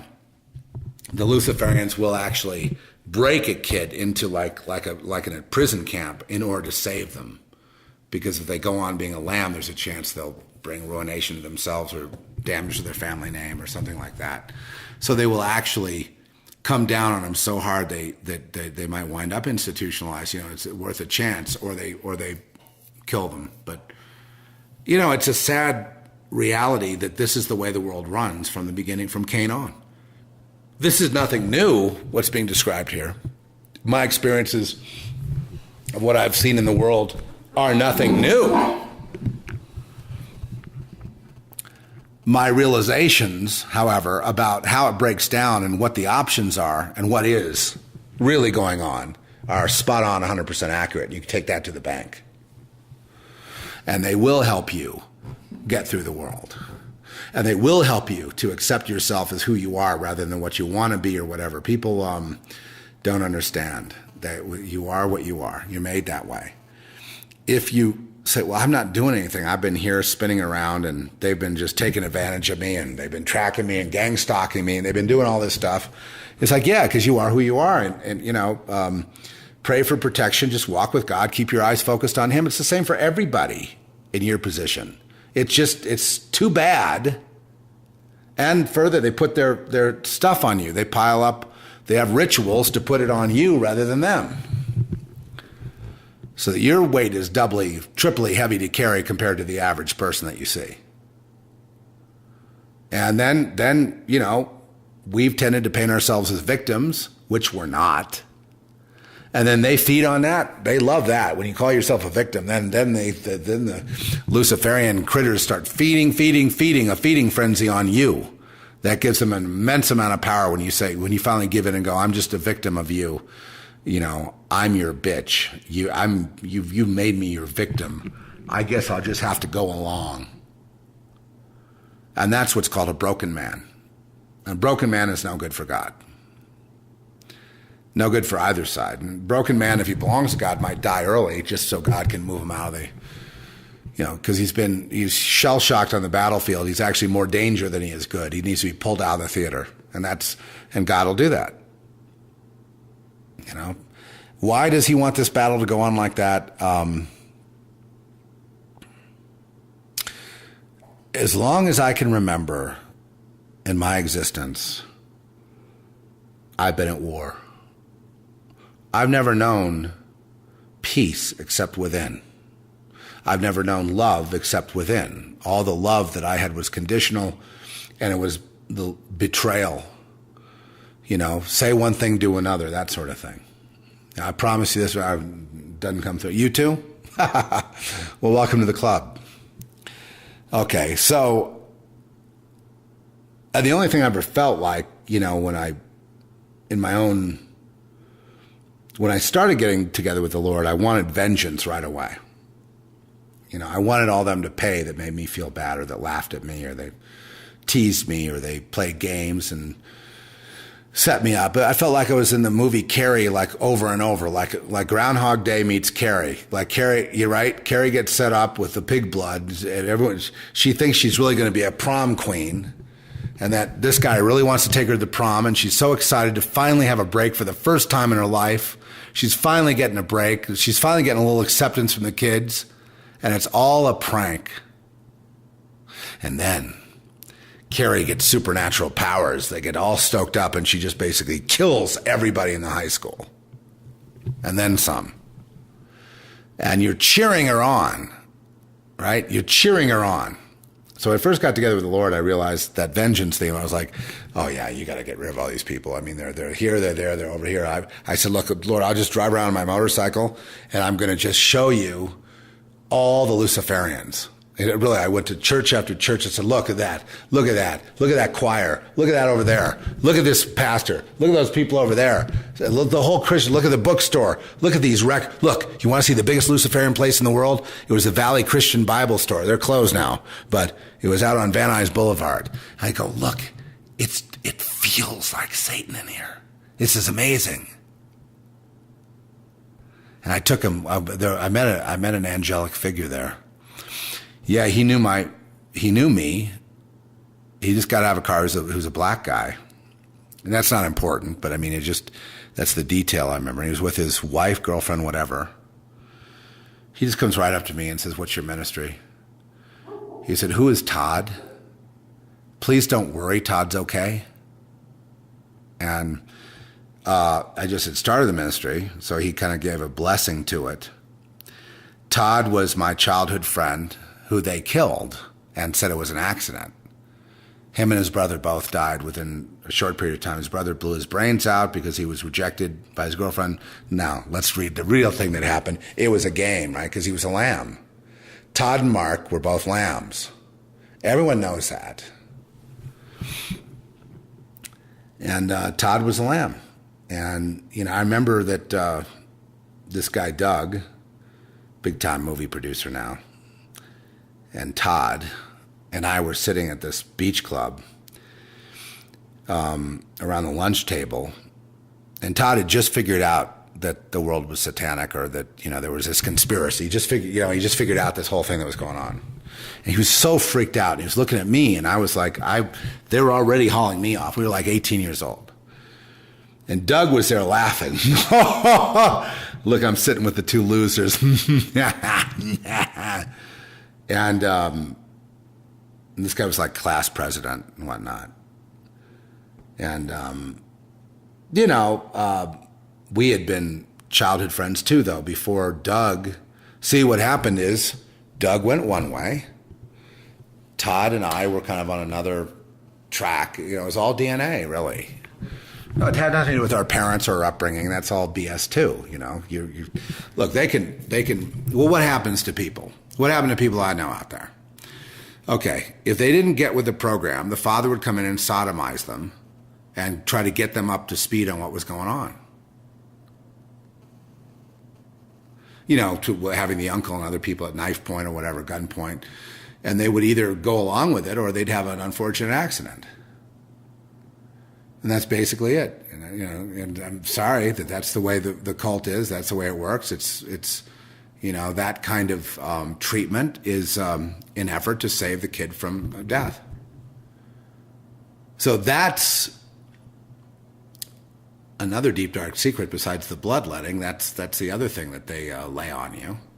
And no one ever gets in trouble because it's society-wide. Our whole culture is based on that pyramid. So that gets just delivered into thin air. If someone goes, it's a satanic homosexual cult. No, it's not a homosexual cult. You're missing the point. You're trying to make it the metaphor or something real. It's not. This is a DNA spiritual situation. And what they do on that side can be looked at as physically brutal. So Doug, I'm not saying his father did that to him or whatever. However he got in, he was in, and he was in charge of Todd. He was handling Todd. That was his first, I guess, major assignment. And he was pushing Todd over the cliff of suicide. And I had my own situation going on that I was being handled as well. But then I found out about Todd's death later. And Mark, that was a setup too. There was a guy named Bob there who witnessed the shooting. But both these guys, the point is, both were lambs, both dead. Both were given the opportunity to become that, and both were pure hearts, so they didn't understand, and then they wound up dead.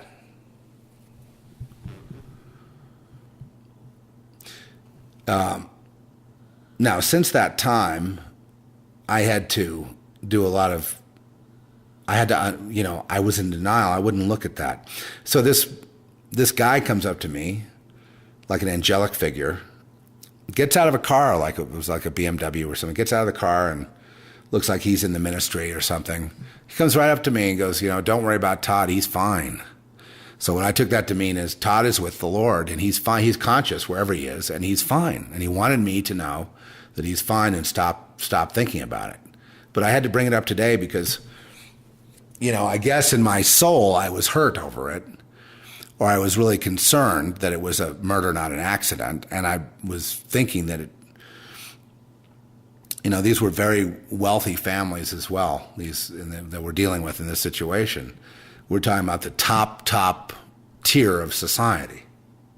So, odds are, right? And I'll just never forget that day. And I think I blame Doug for Todd's murder, which was reported as an accident. He drove his car off a cliff somewhere in Colorado or somewhere. He drove his car off a cliff somewhere in the mountain.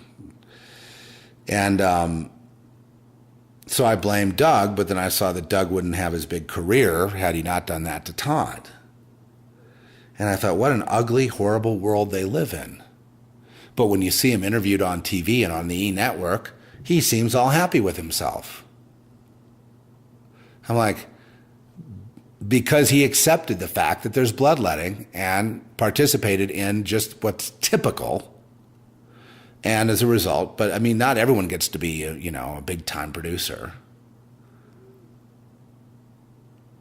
Right? There's like a pecking order to get that job. So it's based on where you are in the temple. It took me a long time to understand the mapping. I've spent my whole life mapping this whole thing out. And all I can tell you at the end is the pyramid is Satan, period.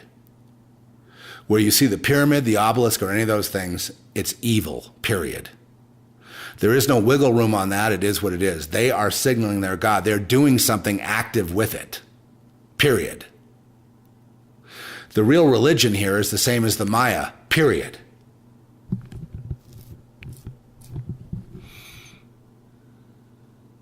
And most people are not independent operatives or agents. They're not freelancers. A lot of lambs are freelancers, and, they've always been here, lambs, that is, and the others have always been here too. But again, 90-10. And let's look at another thing. How many lambs are there compared to the rest of the world? 90-10. Someone told me, a honcho told me 10%. 90-10. Okay, so that means, and how many people are going to die in the book of Revelation? Around 90%. Well, you do the math. Right? When justice comes, how many people die? 90%. It's just amazing. And then the other thing is that vengeance must occur. In other words, justice must happen. But I'm really just not into any religion. I'm just kind of love and light, and I'm sort of a little new agey, but I don't kill anybody, and I'm having some perverted sex, but it's not like, the predatory, raping people and stuff like that, that you're talking about, and ritualistic magic. And I'm not really a witch, and I'm not really a warlock. I'm not really a sorcerer. I'm just kind of getting along in the world, and I'm not really, you're going to be called to choose one side or the other. And you'll choose whatever birds of a feather will flock together. Whatever your DNA is what you'll choose. So I have no advice. And no chastisement. I don't blame you for being and I don't blame them for lying about America, saying there's an America where there isn't. It's just a temple. I'm not upset, as a lot of people would be, because what Todd was waking up to was just the very beginning of this shit. Todd, before his death, he was just barely waking up. He just knew that, you realize our families are all Satanists? He's saying this to me. And Doug's sitting there laughing. And he's freaked out, like he's going to be hauled off to a mental hospital or something, because he's freaked out. He's looking at everybody with new eyes. And he doesn't know where to go, where to turn, who to run to. And Todd is just enjoying, and Doug is enjoying himself, just sitting there lapping it up, loving the pain, getting high off Todd's pain. And I'm already in pain too. So I'm just looking at this whole thing going, I can't believe it. But my question was, is Todd playing me? Now I'm 18 years old, and I'm thinking Todd was playing me. Anyway, that's the divide of the world. It's all just one big temple. It's one big circle of shame, okay? That's all it is. The rituals they do, and the things they do, and how they do their sex and their sex magic, and how they boost each other up, and they lay it off on somebody else, and all the things they do, it's too complex to follow it around. But they're always covering all that up so that no one ever sees it. But I don't need to follow it around. I already know what they do. Whatever the worst thing possible is what they'll do. But for them, for their side, it would be the best thing possible, obviously. But if you're on the opposite side, it'd be the worst thing possible. So to me, it's like there's no bad thing that Obama would do, including getting us into a nuclear war, that I would go, gee, that was out of the blue. There's, because he's the top Luciferian in the land. Just go Google Obama Punahou graduation and check out that Masonic handshake. Masons are Luciferians. Jehovah's Witnesses are Luciferians. Mormons are Luciferians. Evangelicals are Luciferians. Catholics are Luciferians. Protestants are Luciferians. In terms of the church order, who runs it. Seminaries are Luciferians. Universities are Luciferians. Airports. In some circles, it's like the retarded people are pure hearts, right? And why did they become Luciferian? Because they wanted to have stability and meet the new boss, same as the old boss, and that's the boss, and this is what the boss wants. Okay? How did the Maya all go along with just casually sitting there having lunch while hearts and heads were rolling down the bloody steps of the pyramid at Chichen Itza? How did they sit there enjoying themselves in the marketplace while the heads were rolling? That's just like America, right? The heads are rolling, the hearts are being ripped out, people are being sacrificed right and left, things are going on right and left. What do? They just stay quiet. Their almighty chewing their cud is what's important. Their little job is important. They don't want to jeopardize anything. So no one says anything. No one says anything, even though everyone knows everything. No one says a thing. Then they marvel when the society begins, as it will, totally collapse. And by the way, Mr. Barack Obama, there is no new world order on the other side. All there is chaos, death, and destruction.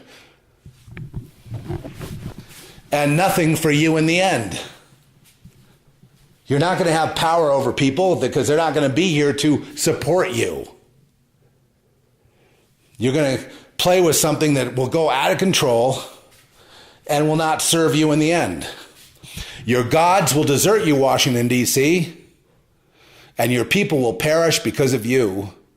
But in the end, there won't even be anyone to add that up. There'll be no vengeance because there won't be anyone to file a complaint. There won't be anyone to rebel. I'm just saying it's on. The world, because of all the things that I outlined, because of my anecdotal evidence, but you have to multiply my little conversation with Doug and Todd. You have to multiply that by the whole world. And then it's like, okay, well, it's got to go. The pendulum has been held unnaturally in place. The Lord has protected the Canaanites all this time.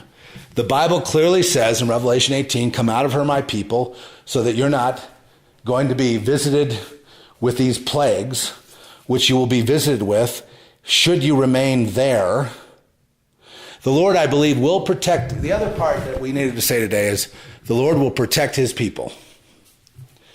The Lord, I don't know how exactly. It may not be like you get lifted out like on the Left Behind series or something like that. But the Lord will protect his people. At the same time, the fifth seal is the people will be overcome. If the seals are breaking now, if Obama is the white horse rider, I'm not saying he is, because it could be like people say, no, it's Morsi, it's someone in the Middle East, it's a guy in Turkey, whatever.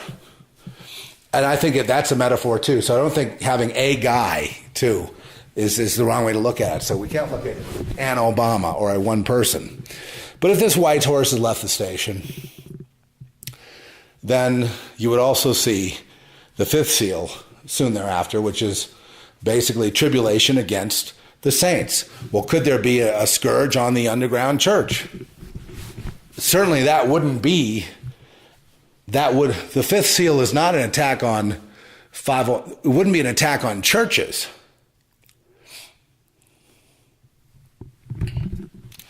All right, it's gotten to the point where I've got to go. I've laid it on you. That's all I can do. And I've tried my best to really help you to understand what the world is exactly. Because nobody has ever explained it. It's just one big Luciferian ritual. That's all it is. That's what the world is. And there's no sense going and looking over here under this rock or this place or that place. They've all given into it and everyone's gone the wrong way. And that's just what the Bible says they would do. So now I'm saying, therefore, since there must be justice now, the next step of this thing is we have to go into chaos. And so our planet will go into chaos. And the other thing I'm saying is if the love and light people who they're not bloodletting. Yes, they're not in perverted rituals. They're not grooming their children to take their place in this abomination they do of desolation. None of that's going on. They're just love and light people going to the Bodhi tree, having their tea, reading about the Buddha, going to meditation classes, and they're not bothering anybody. But if you know what I'm talking about, and you're in that category, you're going to burn. And you're going to pay. You're going to pay as if you let all the blood the world has ever seen. It's going to be on your head in total 100%. And you can say you don't deserve it, but you do. But you just don't understand why you do. And I don't have the patience to explain it to you. I'm sorry. I'm not a very good pastor in that way. There are other preachers out there you can listen to. And yes, I am preaching. And I am teaching.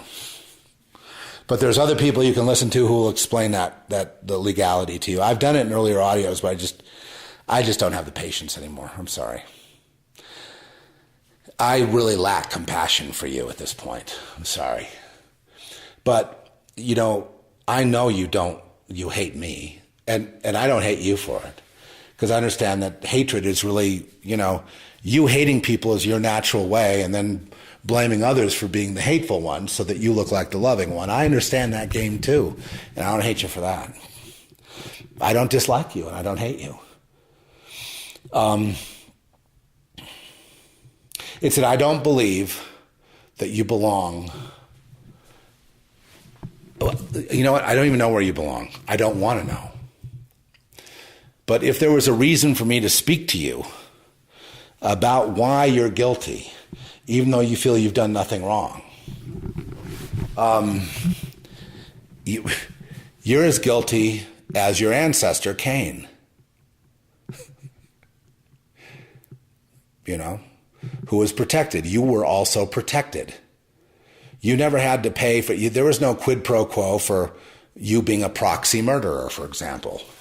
And everyone's a proxy murderer unless they have a washed clean by the blood of Jesus. We are all guilty. Every last person. We're born guilty, and we're not born innocent. We're all born with blood on our hands. And the only thing that pays for it is the blood of Christ. So there, I explained it to you. Why am I short? Because it's not that I don't care. It's that there's been too many times I have wasted my time and effort on people that weren't serious. Do you know what I mean? When I say not serious, I mean people that, they want to listen, they want to hear, but they're never going to heed. And I've spent too much time doing that. And too much time preaching to people who were never going to change and who at long last revealed themselves to me as Luciferians and part of this system when they've been, listening for years, interacting, emails, all kinds of things. I'm sorry, I've just lost my patience, because if that entire period of time, going on 11 years now, you have not been inspired, I have not made the case for you to change or to try, then, of course that goes to my DNA theory. But if in all that time, no, I'm not saying it's all, I'm saying there's lots of prodigals on both sides, but there is a both sides. And to not acknowledge that means you've been subjected to the mind control of the media and the churches and religion in general and politics as well. It's not that I don't have patience. It's that I do lack compassion, but maybe I'm kind of a little angry. Maybe I have to work that anger out a little bit, because I'm not perfect. I have anger. And I'm angry at you and your type. You who hang around and you're just basically there as, my handler in absentia. You intend to handle me when you write your emails, and you're handling me in some way, keeping watch on me, because you're the all-seeing eye, because that's in you, because you're possessed. So basically, you're like a little conduit for them to keep a surveillance using you. And that's how you keep your meager little position in life. And I'm sick of it, okay? And you already know what the legalities are about Jesus and being convicted upon the earth and needing to be acquitted of the crime. And all humanity is guilty of the crime. I mean, that's true. There's nothing that can be said. The crime, the same DNA is in us that is in Cain. Same DNA is in us and the fallen angels. What are you going to do? Same DNA, and the DNA is, like I say, a metaphor for the real DNA. What you see under the microscope is a metaphor. It's not real. Okay, so there, you can just write me off with that statement as being a quack and a lunatic, because I'm looking at it a completely different way. And where I belong, I'm already home, baby. Me and my Father are one. As far as the angelic thing and all that everyone got all confused about, we're all projections of our own side, aren't we? So our DNA and everything is a projection of what we really are in another realm that are disconnected from, that we will be back to again. But we're not going to go where we aren't. I'm going to be myself and you're going to be yourself. I'm a projection and you're a projection. And here we are. Two holographic projections interacting. But I'm not going to be you and you're not going to be me. It'll never be like what the Beatles said, who just represented one side. Or the Stones or any of those, Dylan or anybody else. They only represent one side. No. You believe you're right because you believe in a traditional career. That a degree means something. I'm here to tell you that's all caca. Who cares? Where I come from, none of that even money has no value. Your money is no good in where I live. Either are your degrees. Either is your rank or your position. It's meaningless to us. But there is an us, and then there's a you. There's a collective you, and there's a, collective. We're not a collective, but we're an us. And the two are here upon the earth. And the one group believes that the other group is ruining it for them. They